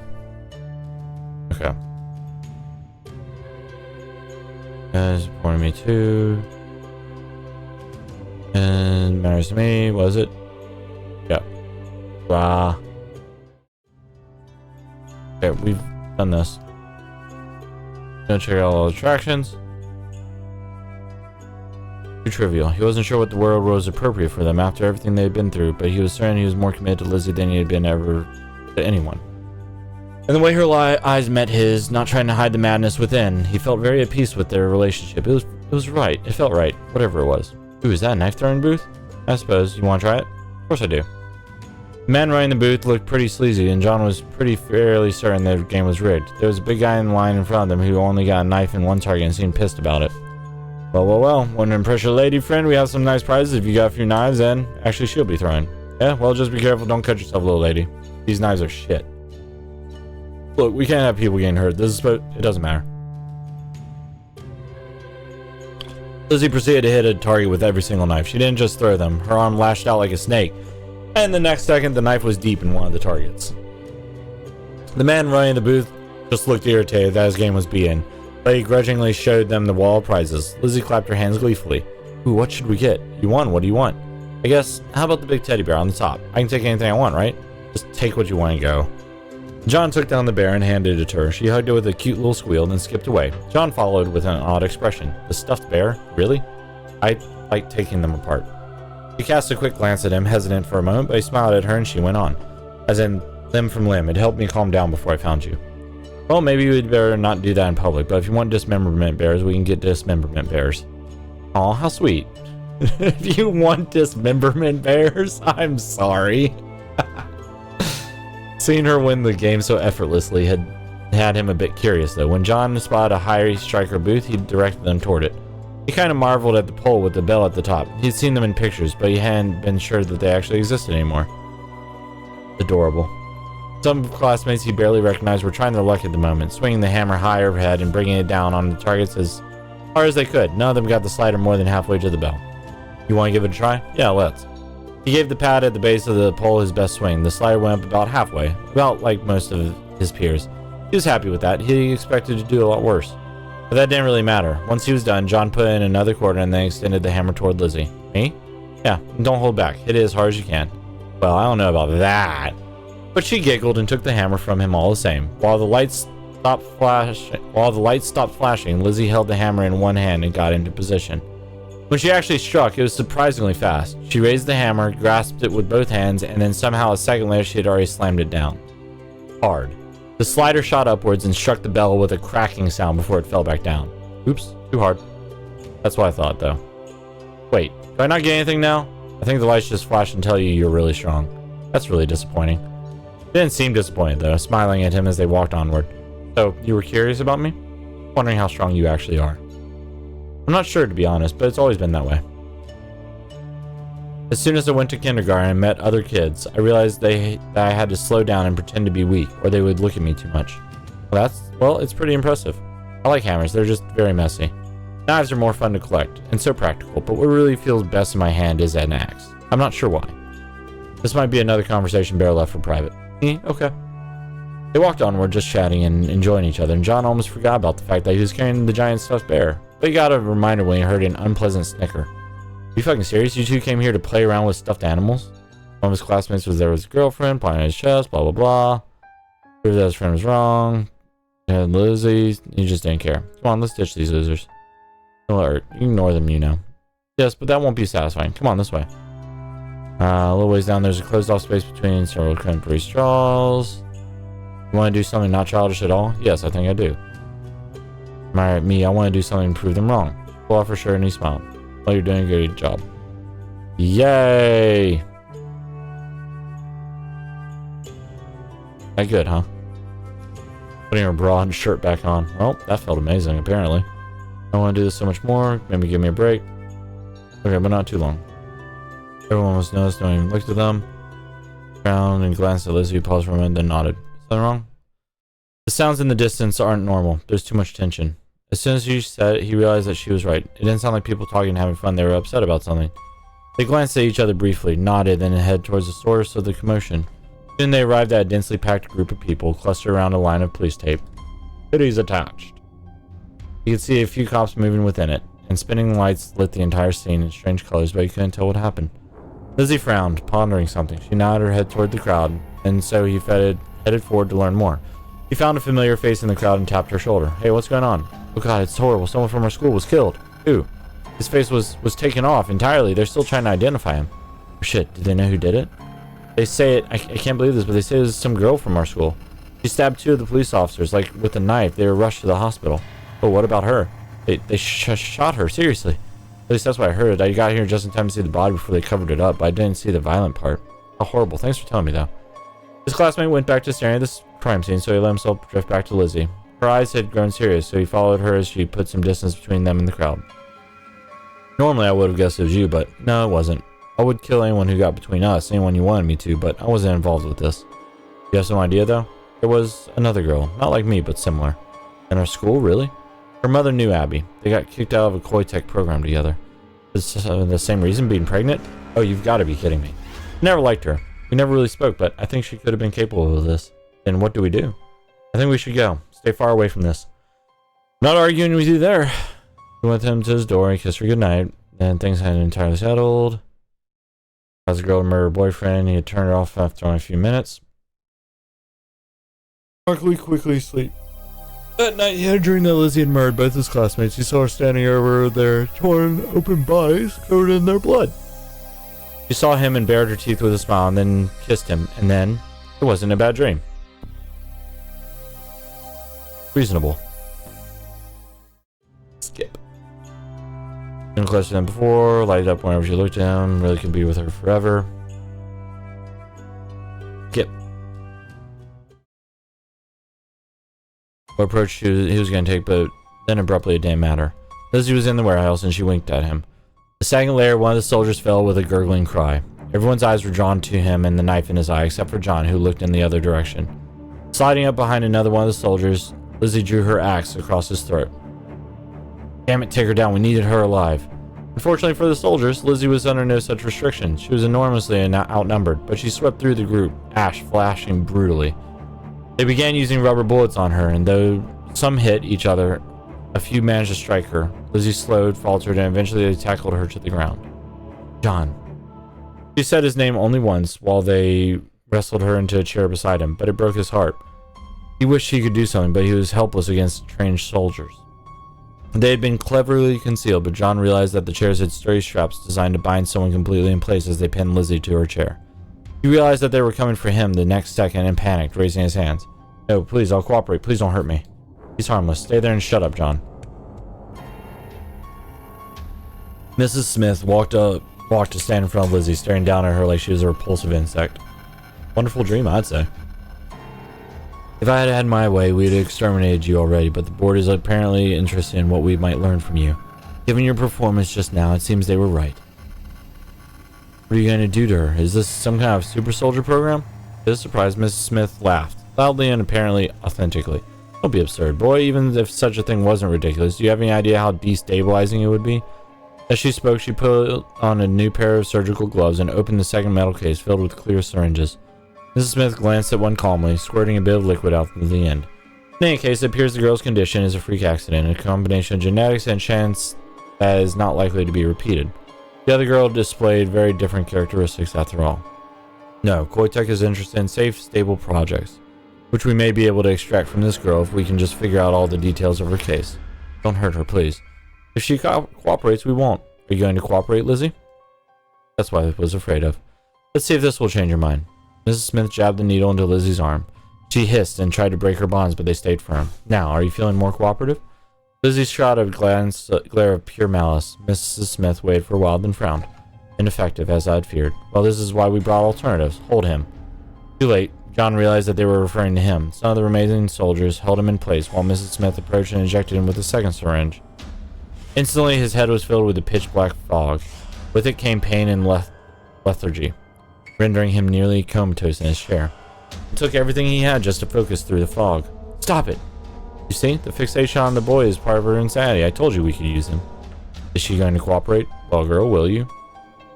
John wanted to tell her not to give in, but his jaw didn't seem to work. He couldn't even twitch when Mrs. Smith came closer and injected him with something else. This one took away the pain, but the world began spinning violently around him. The black fog in his mind swirled together in the world around him, and he could feel himself being dragged down into an uncomprehending haze. Staying focused on reality was becoming difficult. Ghosts of everyone spiraling out from their bodies. Stop, you're killing him. No, I have no intention of doing that. This will already be enough of a mess. We can't afford any more legal conflicts. But with enough of these, I can make him completely compliant. He'll say anything we want him to say, and everything that he is will cease to be. The words sent a wave of cold horror spiraling into the whirlwind around him, but it made Lizzie give a sobbing cry. As everything faded away, the last thing he heard was her desperate plea. No, please no. Before he could hear anything more, John lost his last grip on reality. He tumbled into a maelstrom of chemicals and emotions and chaos. It felt like he fell forever. And then suddenly it all stopped. It was as if he stood in the eye of a hurricane, swirling chaos all around him, but for the moment perfectly still. And in that moment, he saw a fever dream of fracturing time. In that moment, he knew that if he gave in, they would die. If Lizzie gave them what they wanted, they would die. Everywhere he turned, death. He knew he was probably hallucinating, but he still searched for some path that didn't end in death, yet he found nothing. His mind grew lighter, and he could feel himself coming out of the stillness, back through the chaos. He knew that unless he used this moment of clarity to do something, he would be lost. But what? There was death on every side, and even outside his hallucination, what could he possibly do? He was weak, Lizzie was trapped, the enemy was all around them. Then one death stood out to him. He caught only insane flashes of things he couldn't understand. A glimpse of a willow tree, and then death. But unlike all the other points of light dancing in his vision that he was sure were hallucinations, this one felt real, heavy. It was death, but not death like this. He had no idea what it meant, knew that this was probably all his mind breaking apart, but he still lunged for that final death. Came back to himself, reeling but somehow standing. His world was cloaked in dark fog, but he could see enough. Everything he had seen moments before seemed like madness to him, but abruptly he realized what he needed to do. Not even thinking about it, he lunged away from the soldiers toward the table, grabbed the bright red syringe, and plunged it into Lizzie's shoulder. They wrestled him away the next second, even the soldiers taken aback that he had moved like that. Mrs. Smith stared at him in shock. "Are you insane?" Maybe you are. Maybe part of my mistake was thinking you were normal in the first place. Well, I'll fix that soon. That chemical was valuable. You're going to regret wasting it. But not as much as she was going to regret ignoring Lizzie. As the chemical pumped through her body, Lizzie became strangely calm. Her eyes were glassy and empty, but that did not mean she was sedated. Eyes still blank, Lizzie calmly tore through her restraints and rose to her feet. What? How's she... Lizzie dissolved into a stream of erratic movements, almost faster than the eye could follow, slumping back into his chair. John could only watch. She smashed one soldier's head into the ground, and something gave a sickening crack, while the others were still recoiling. Lizzie lunged at the next one and tore out his throat with her teeth. They were all panicking, trying to react to her moving even faster than before, but it was too late. Lizzie had picked up her axe. Watching her, John couldn't help but feel that she was strangely beautiful. Her erratic movements smoothed out, becoming a deadly dance that sent sprays of blood away from her almost elegantly. Through it all, she laughed, yet it wasn't a laugh of desperation. There was a savage joy there that he was happy to hear. What had possessed him to inject her with the chemical? Thinking about it now, it seemed an act of madness. She's super beautiful. Thief. But on some level, he had been certain that her body hadn't rejected the drug. It had adapted, absorbed it, become stronger. And so the second dose he had just multiplied the effect. Soon, all the soldiers were dead. Mrs. Smith stared in horror, then managed to pull herself back together. That's enough. Do you realize he's seen all this? Your little fetish is going to... Her head tumbled from her shoulders. John blinked in surprise as he realized that Lizzie had literally decapitated the woman with her axe in a single blow. And then, Lizzie was still. The blood slowly dripping down her body, she stood not far away from him, axe held loosely, laughter gone, just standing, watching him. He realized that though the chemical increased her strength, it had no doubt magnified her mental instability as well. He couldn't know what she was thinking, but he could see turmoil in her eyes. All John wanted to do was lie down and sleep. Maybe let her kill him. It didn't matter. He had pushed himself too far to care. And yet he saw pain in her eyes, and he remembered how many times he had felt the same way and wished that anyone would help him. Somehow, through the pain and dizziness and greatness consuming him, John stood up. He took several uneven steps over to Lizzie, then wrapped his arms around her and held her close. She was still for a moment, then gripped him back, so tightly it was almost painful, and with her axe dangerously close to his head, but he didn't let go. John wasn't sure how long they stayed like that. Gradually, he seemed to come back to himself, the chemical mess he had been injected with fading away and leaving him with nothing but his own depression. That was his. He knew with a heavy certainty. There was no conspiracy there, no easy solution. It was something he would live with. But he wouldn't live with it alone. Lizzie shifted in his arms, raising her face enough to kiss him. Sometime later, they both parted. He felt heavy, but he could move. Something vicious still lurked in Lizzie's eyes, but it was the viciousness he had come to love. Are you okay, John? You're asking me that? I'm fine. Whatever they did to me wasn't permanent. What they did to me was. I can't describe it. Do you hate me? You've seen what I really am now. I'll never be normal. I don't want you to be. Huh? John, please tell me you love me. I love you, Lizzie. I always will. Yes. I love you so much. I would slaughter every single person in the world just to be with you a second longer. Well, let's hope you can get better rate than 1 second for total genocide. Lizzie gave a brief little laugh. She sounded almost normal for a moment, and that single moment helped both of them return to themselves a little. This is really a mess. We'll have to leave. If we stay here too long, they'll find us. Is there any hope? I think they contacted Koitek headquarters about us. Romantic. So romantic. No, they didn't. I destroyed their communication systems first. She gave him an odd grin, a mixture of nervousness and a vicious satisfaction. I wanted to come after you right away, throw myself at them until they were all dead. and you were safe, but then I remembered all my time with you. I want to be with you forever, John. We have to make that happen. But how? All of this? I will hurt them too. They're already under government scrutiny, and the way they work with local police is definitely corrupt. They can't afford to push on this. But they wouldn't forgive us for this. And we'll just have to make sure they never find out, won't we? I need me a yandere. She smiled and he smiled back. Lizzie extended her hands. Was that popcorn? Still covered in blood, and they held hands while they sat about cleaning up the bodies.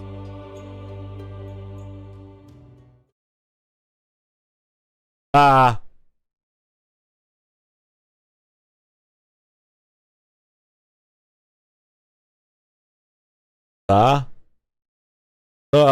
Hi.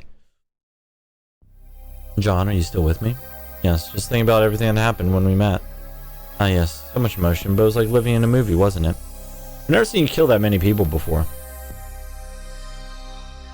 Oh, you're thinking about the time you injected me. Always such a romantic. When we first met, you said you found me. Oh, it wasn't only that. I found you. If I hadn't, I don't know if I would have survived. Ah.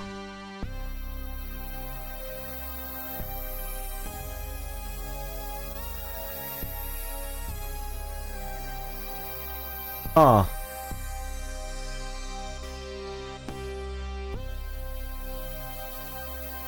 Ah.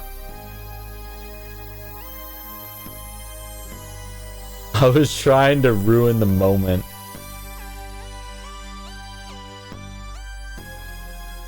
Funny enough,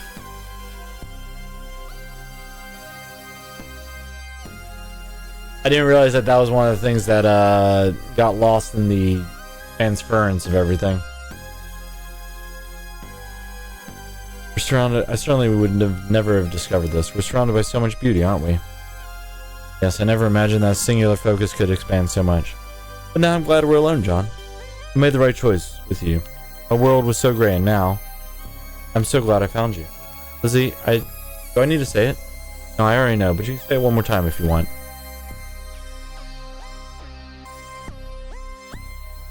True ending! Choose your title screen.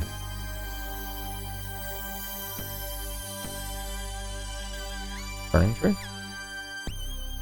Hey! Oh. I don't remember that. That's fine.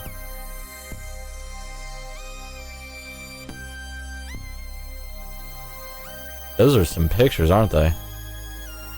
Alright, well that's that. That is all of that. That is all the thing that is. Okay. That's fine. There you go. That's Crimson Gray. That is all the achievements. Uninstall that. But that was just us finally finishing that from Kyoko's request months ago that I started and then I never got around to finishing it. So now that's 2 of the 3 games I requested completed. I don't know if I'll complete any of them.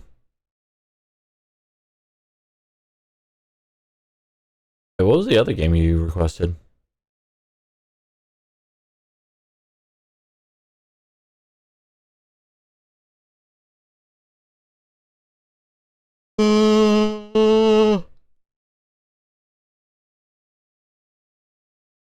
I gotta do stuff later. Take care, Icy. Actually. No, I got time, right?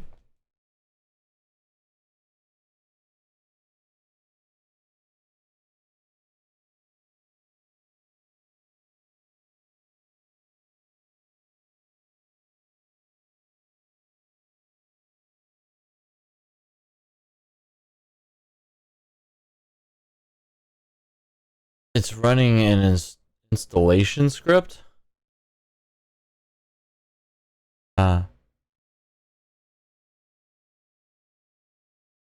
Moonstruck, that's right. Don't lurk and play Fallout? Alright, no worries, Lucifer. Enjoy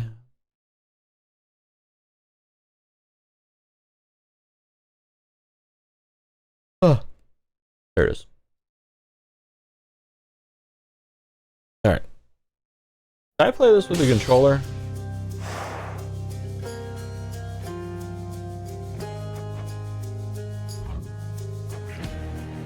I can't remember.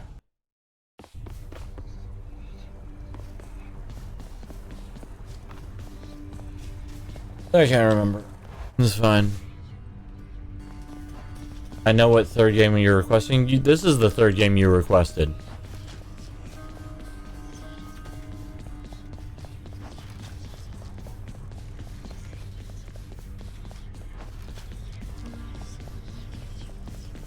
Fourth game. There you go. What's this one here? Ah.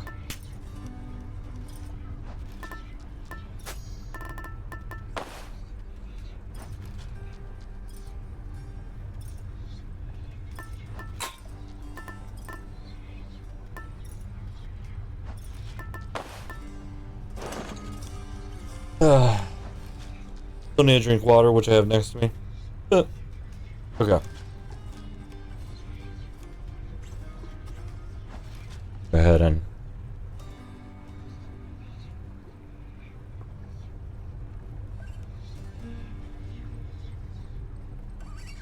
I need to get up and stretch.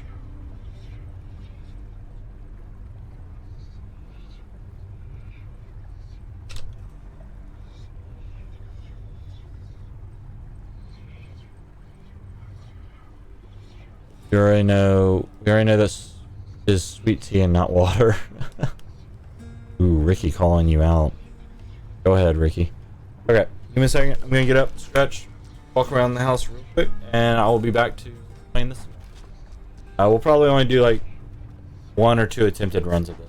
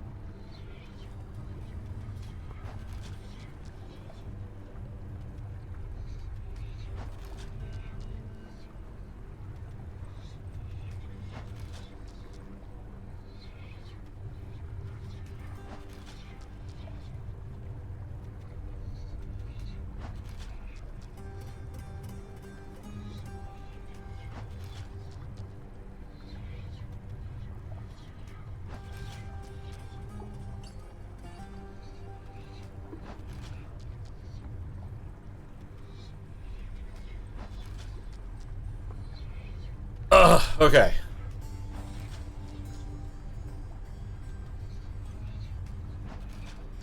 Let's see what he says.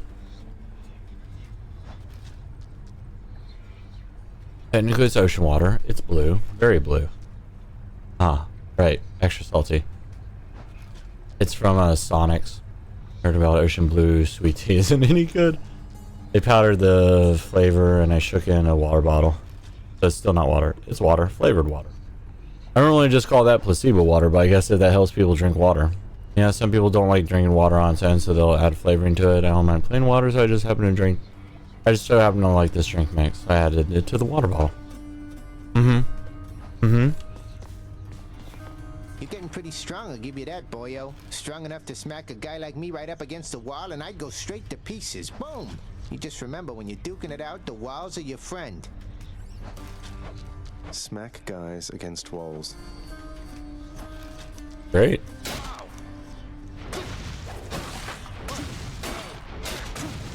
I can't.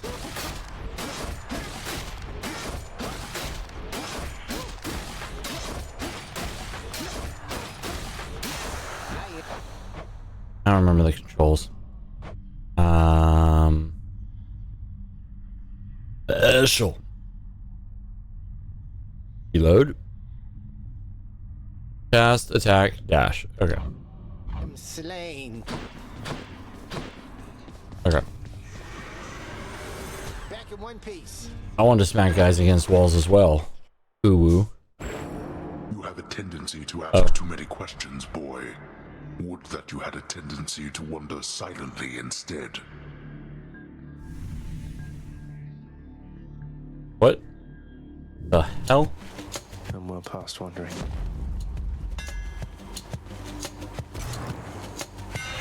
Time to mix up my style. Oh.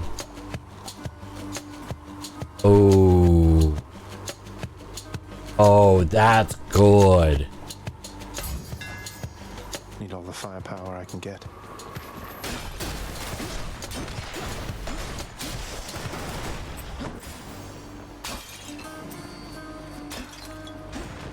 Whoops.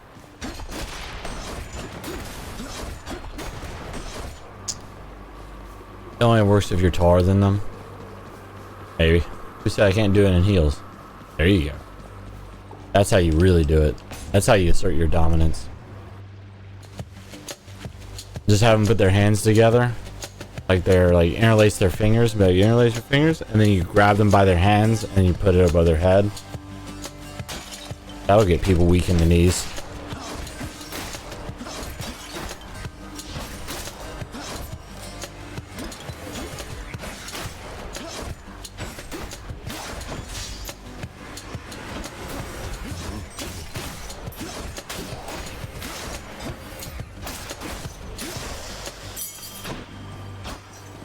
Okay.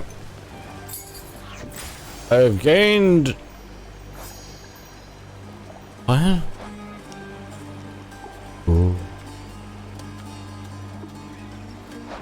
Okay. That's Aphrodite. I stand in a box and do that to friend boy? Bet you would. You seem like the type.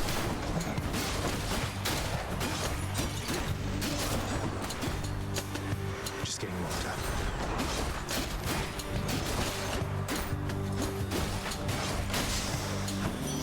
I dash. Don't lose heart now, little godling. I won't have you giving up. You seem like the type that needs a box. Flesh among the gardens of Olympus here.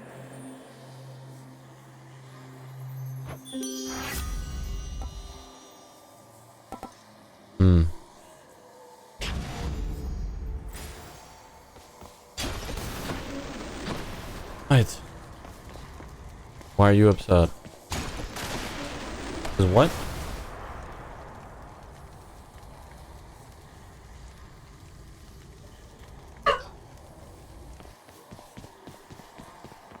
Hey, do you know what birthday Kindles is?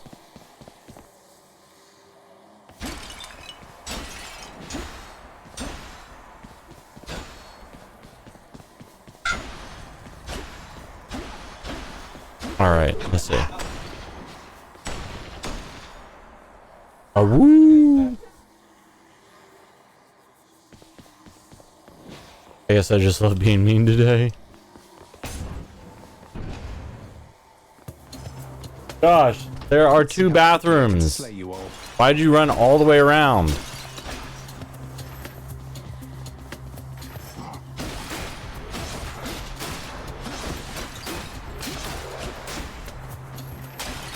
Oh look, we have a chaos exit this time.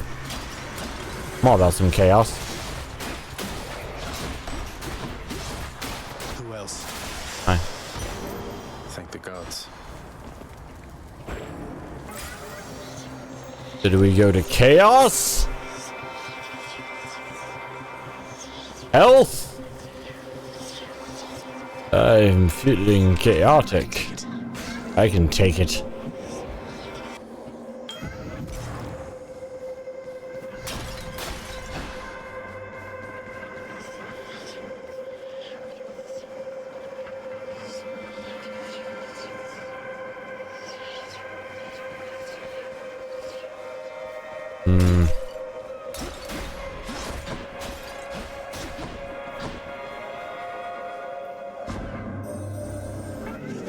I'm smaller than both my little sisters.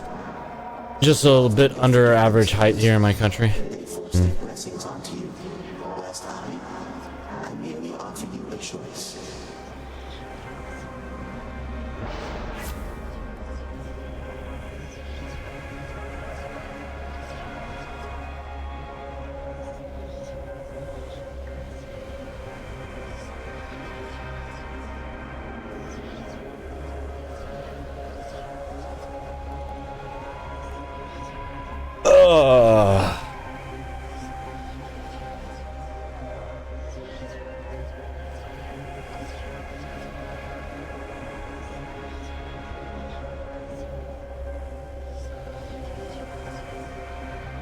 You're 1.77 centimeters?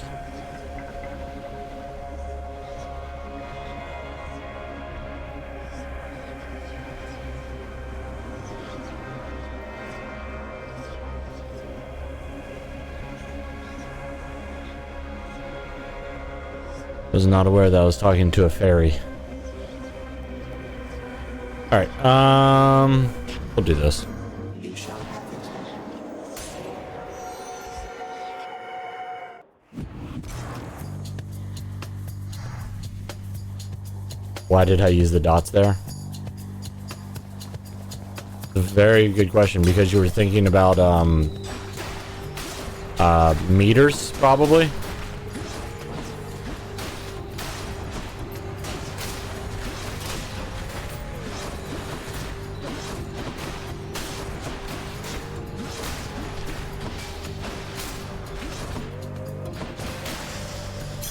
Yeah. For the house. For the house.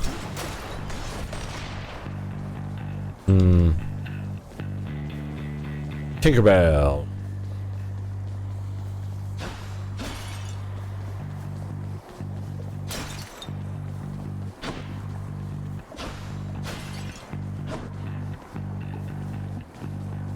Poke your eyes out! This game is fire. I'm enjoying it. It's been interesting.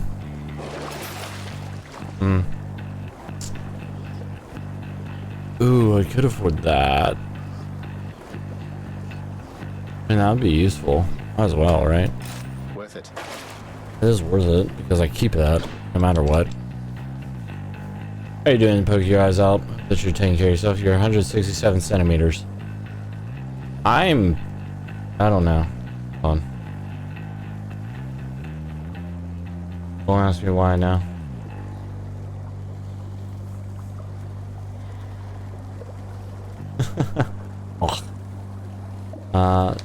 Okay.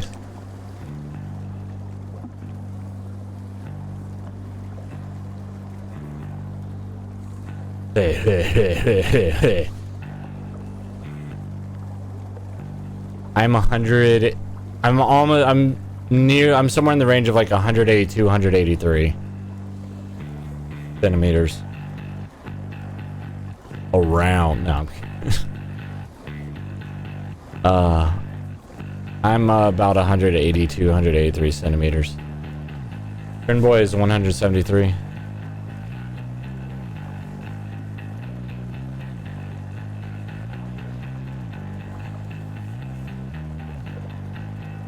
Okay.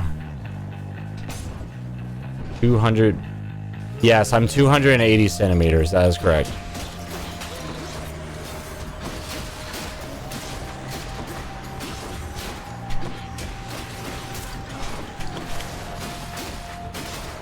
No. Hi. No fucking way. I'll just take that. I'm just Hoog. I'm just built different.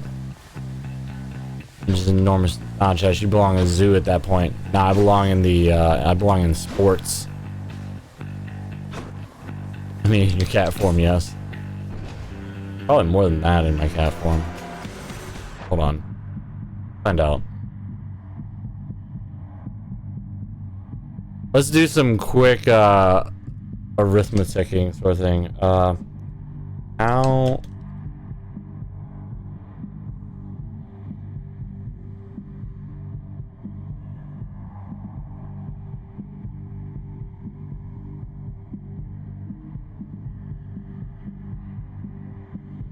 Okay.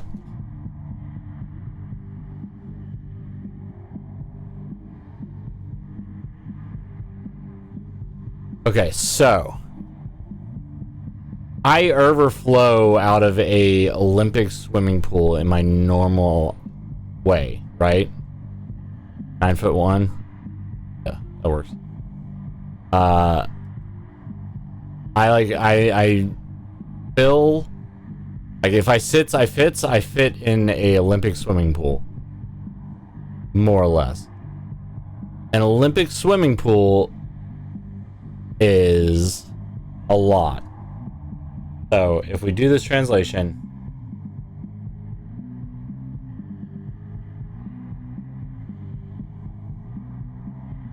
I would be well over the range of 5,000 centimeters.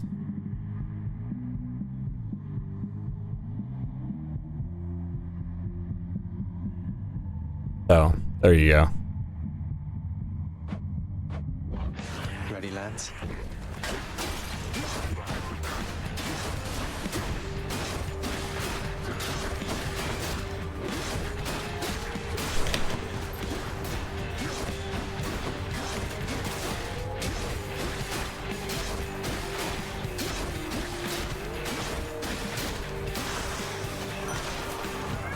My Chaos Boon evolved a new effect. You are a most impressive death. I always knew Chess was part gorilla. By my estimation, you have slain at least 1,000 souls down there. Souls mostly having died before, but still. Yay.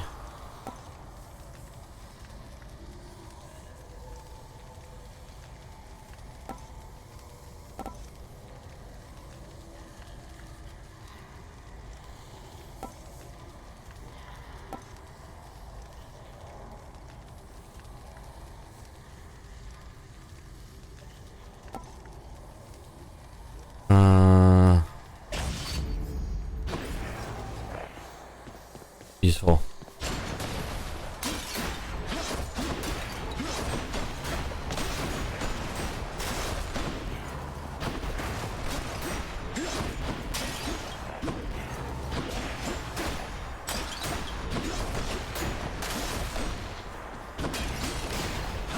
There we go.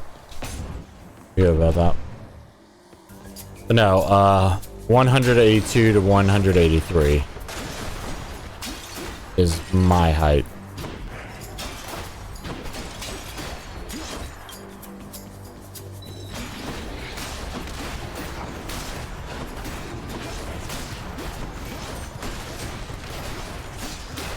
This for last time.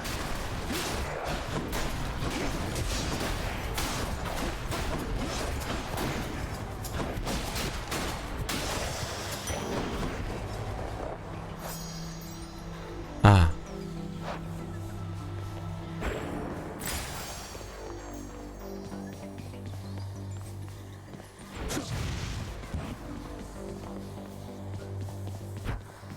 All right.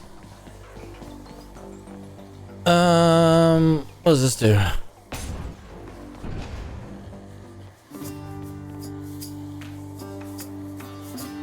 don't remember this.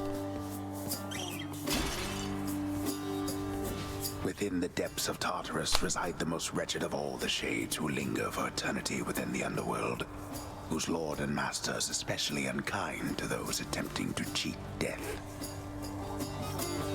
Lots of wretchedness to go around, I guess.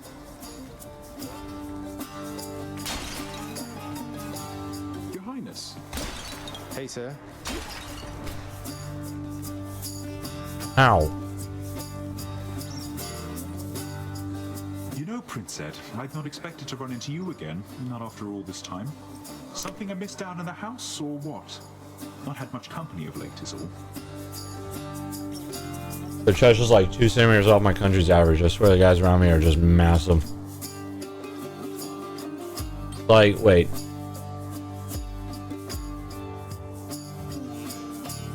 I'm 2 centimeters shorter? Or like 2 centimeters taller? How funny.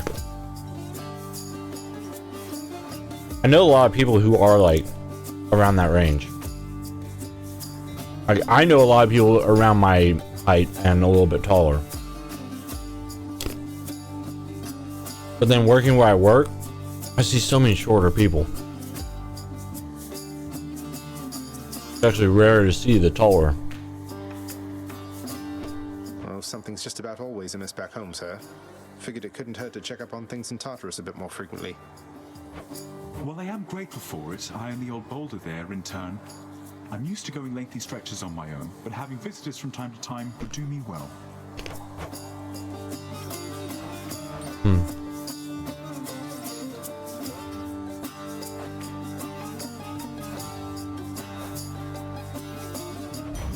I don't need healing. You are. All right. I just feel so small, 177. Yeah, I go out.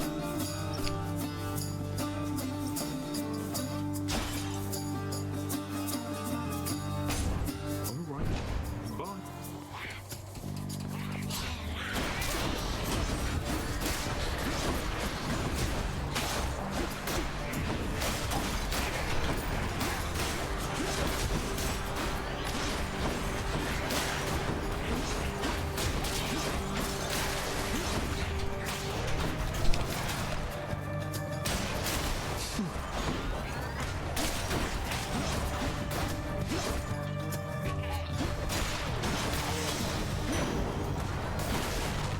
Sure.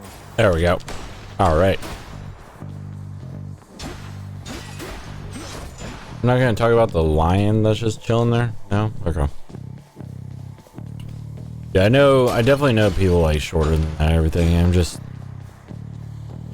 It was funny because my wife's 5 foot tall. She is, what? Is it like,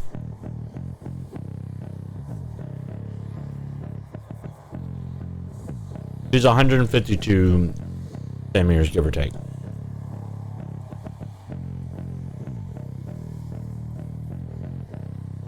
And I was assuming I did also measure correctly last time we got my ID.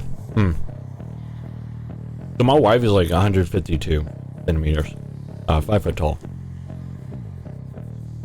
And like there's a lot of people around, like in my general area, that are like that, like maybe not quite that short, but down near there. It is very small. I'll consider, that means I am approximately 30 centimeters taller than she is.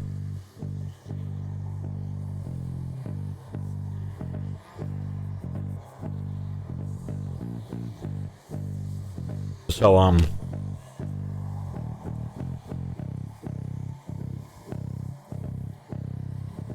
it was funny because when we went down to visit my family down in Florida,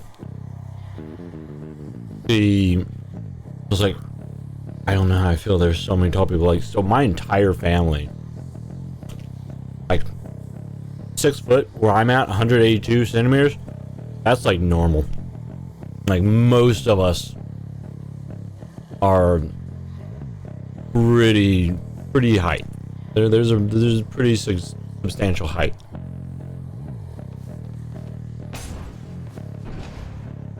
You're taller than me in spirit. Oh god.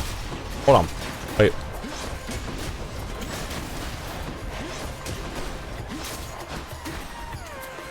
Come try me.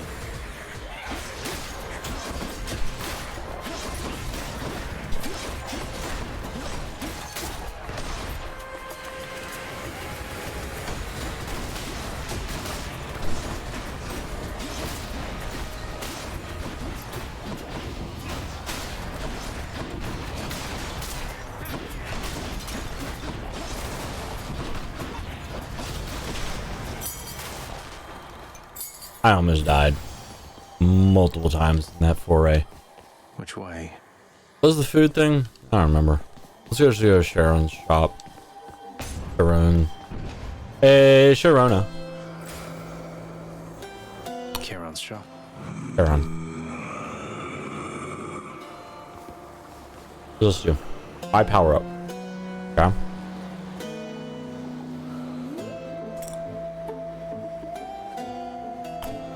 I definitely can't afford all of these. Hi, Charon.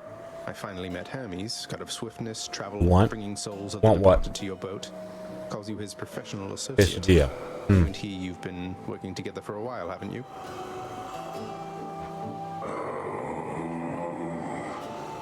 Word. You don't say. Lots of coin there.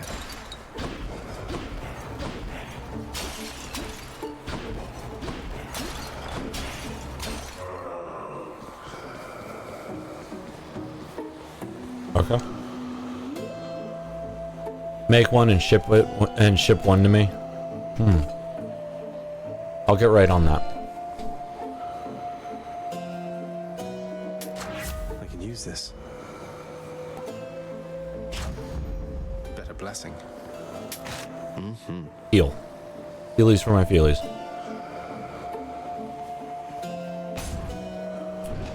Okay, let's try this.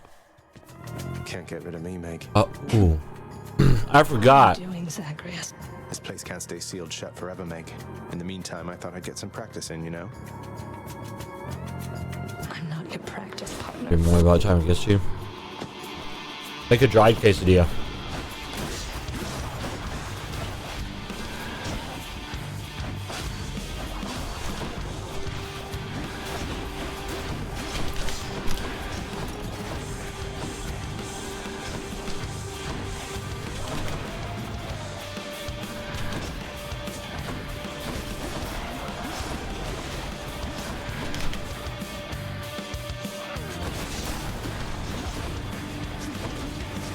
Can't do that.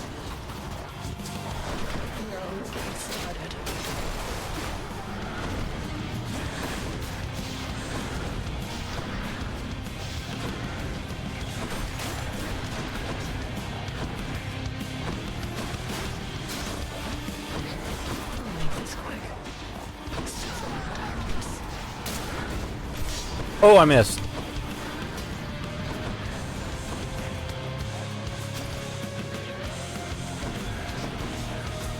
Oh god, where did you come from?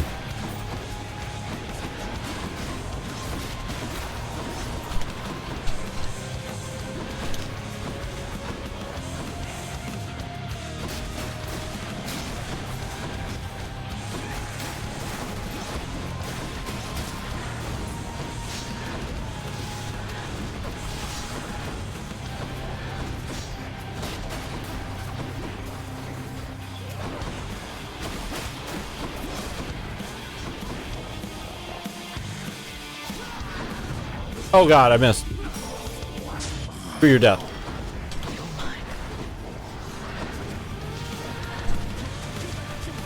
I can't.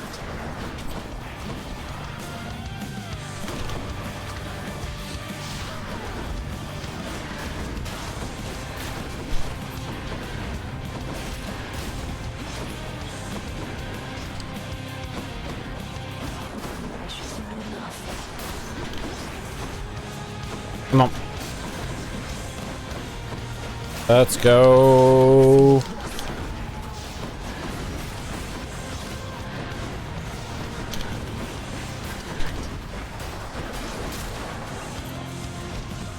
Out.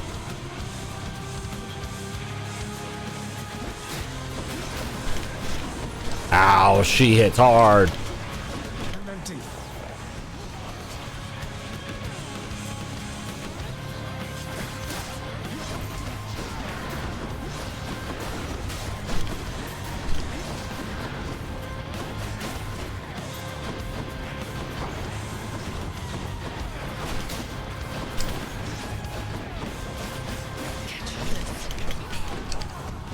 Oh god, I missed. I didn't realize what she was doing. This is fine. Okay. Alright, listen. Damn you, Meg. I'm also playing on mouse and keyboard. I just want to put that out there. I don't know how much of a difference that really makes, but I'm using it as an excuse right now. There's reasons. Okay. What do you want? You got whipped by Megra the Fury. I meant virtually, of course. I always wanted to say that. Whipped, you know? Referring both to how badly you lost and to that glowy purple whip she's always threatening me with whenever I try to talk to her. Ah. Can't handle the sword weapon. I don't like the sword weapon. I get it. It's definitely not. Too bad, boy. Oh, she fixed this. You're getting somewhere with that codex, lad. I'm pleased to see it. My duties to the house have meant that lately I can't travel quite as much as once I did. I'll try to travel for the both of us, Achilles. I've seen so little other than these walls.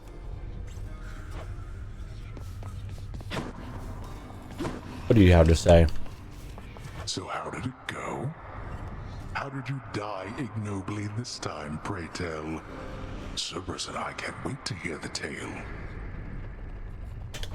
In that case, I'll spare you the details.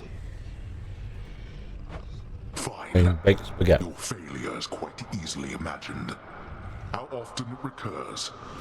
Almost as though my realm is built to keep you here. You and every single soul that's ever lived. But by all means, continue struggling. Rude. Too pricey for me.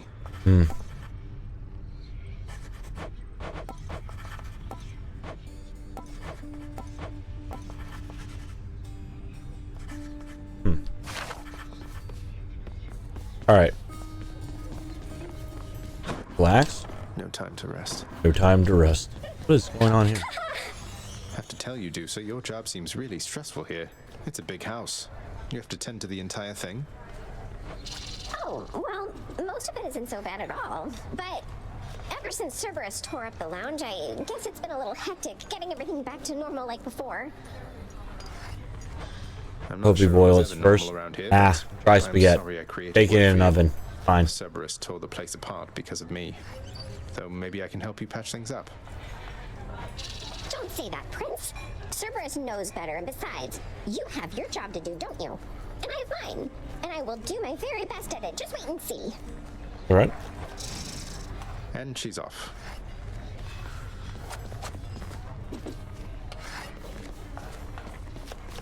The ancient casks of wine hidden within the recesses of the House of Lord Hades. Few have tasted the intoxicating vintage they contain, and fewer still are permitted anywhere near their vicinity.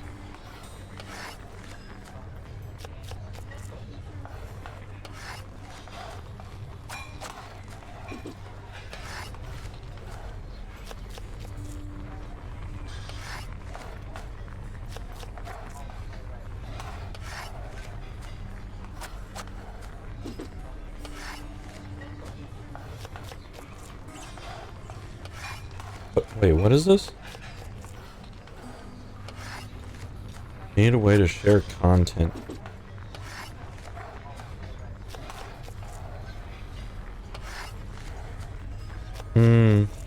Oh yeah, the media channels. New time that makes it easier to share exclusive content with paid subscribers. Video, photos, and files in an accessible, scrollable format. Create more opportunities for conversation and feedback.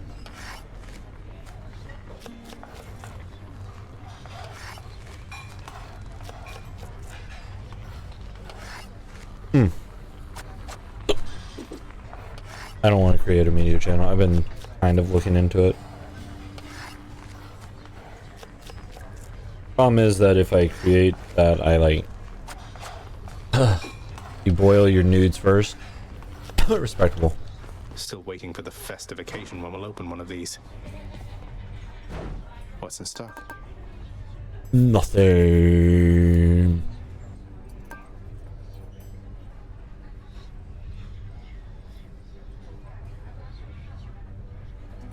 That's a lot of gemstones. I don't know if I actually want. Nyx must be someplace else. Hmm. The mirror's grown in power. Thank you, Nyx. Oh. I need more for that, but I also need more of these for that.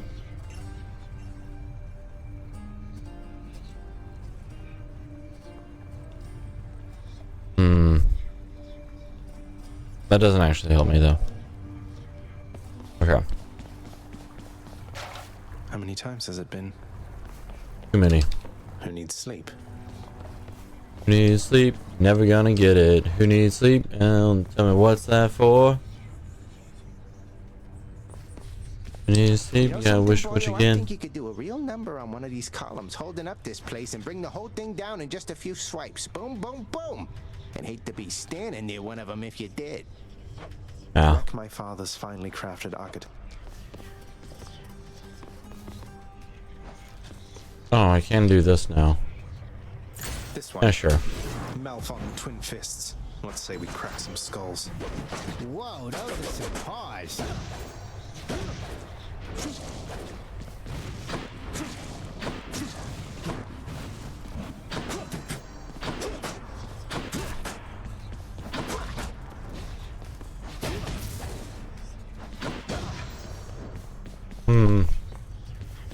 I don't think I really like that. This one, I love this guy. This is like my favorite thing in the world.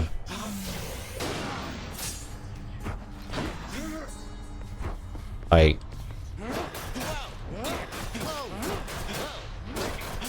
Felt that one. this is probably one of my favorite things to have Keepsakes hold power. ever.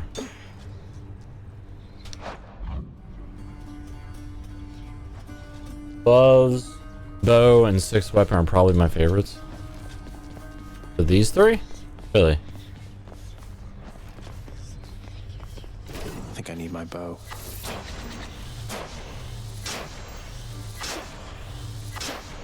I remember this being powerful, but I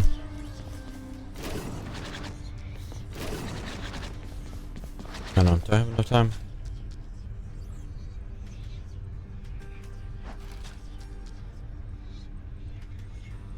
I'm trying to think if I have enough time. I don't think I do. By the way, for those who don't know, Juju Energy is doing a special sale this weekend. If it's not already enacted, it's going to be started soon. I tweeted about it and posted about it in announcements in the Discord. But if you go to Juju Energy, you can find a special deal where you get tub, samplers, and a shaker, I believe, for basically the price of a tub. And you can then also use code Cheshire to get even more of a discount. Oh, he doesn't read it. I'll deal with that later.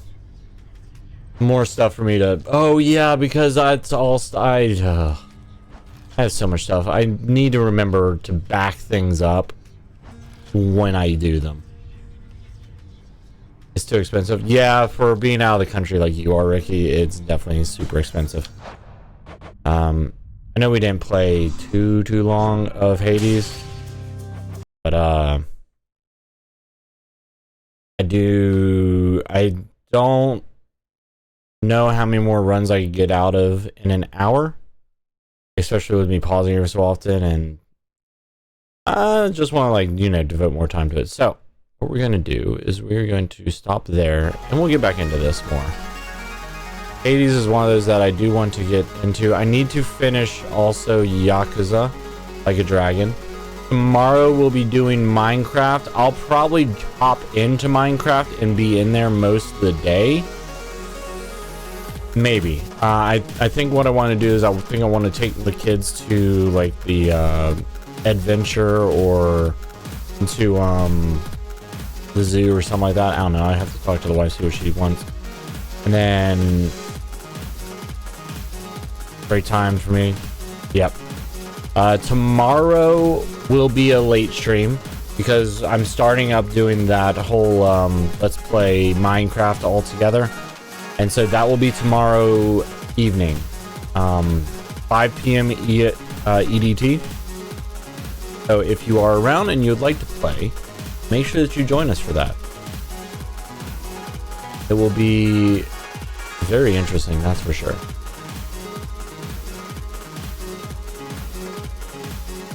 Oop.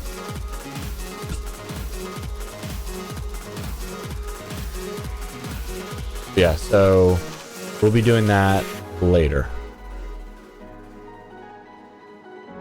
Might be in bed by then, probably, maybe. Who knows? You never know. I feel like you have like weird hours sometimes for when you're awake, but that's fine. All right, hold on.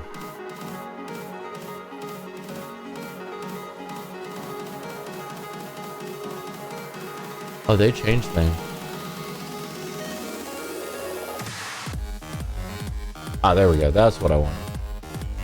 I was so confused for a second. Okay, who is streaming? I am streaming. Is there anyone else from the Juju army streaming? To show some love or something? You toned quite a bit, a lot. Fair enough. I can respect that. I can definitely understand not wanting to be like playing all day long and stuff like that, you know?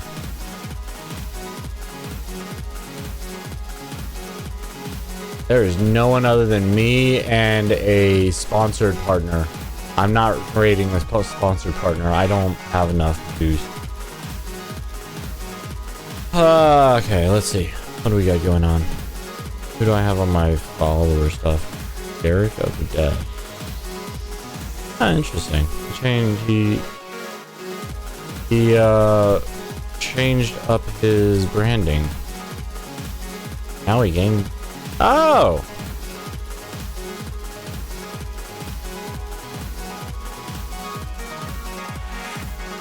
I'm confused. Oh, it's their birthday. I'm dropping so many follows right now. Or not follows, but I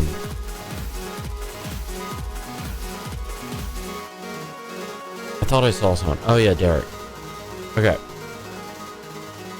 So Derek of the Dead recently joined us as part of Evil TV. I say recently. He's a fellow member of the Evil TV team now.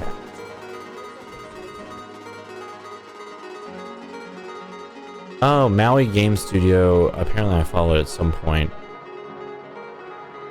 But they're making basically a vampire survivor in space called Space Pirate. I am highly interested and utterly invested in this, whatever it is now. Alright, so we're going to go see Derek of the Dead. Thank you guys so much for following me, for joining me today. I hope that you guys had a fun time. I don't care who that is. Let's see. You know Maui? Maui Game Studio? Oh yeah, I think you told me about them and they were like, oh, I'm gonna follow them. I don't remember. Probably. Or they were telling me about something and I was like, that sounds really cool. Yes. It was me. Okay, so all I want to do, all I really want to do is be able to raid, but apparently I can't do that right now. because I think Firefox like crashed.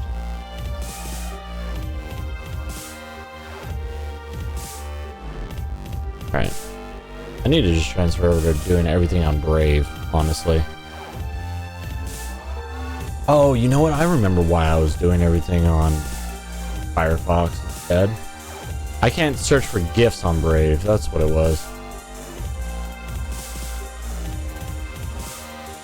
That's fine. I'll fix the thing I want to fix. We're gonna go see Derek of the Dead. Thank you guys so much for joining me today. I hope you had a wonderful rest of your day, but I am going to get headed out of here. Searching. No. Do not. No. Absolutely not. I will destroy everything you hold dear. I swear. It is graphical. Graphical. You're the gifts. Anyways. We're going to be jumping in, saying hi to Derek. Thank you guys so much for joining me today. Oh, thank you. I hope you guys had a wonderful day. I am going to get headed out of here. You have a wonderful time, but until next time I see you, remember, keep smiling and embrace the chaos.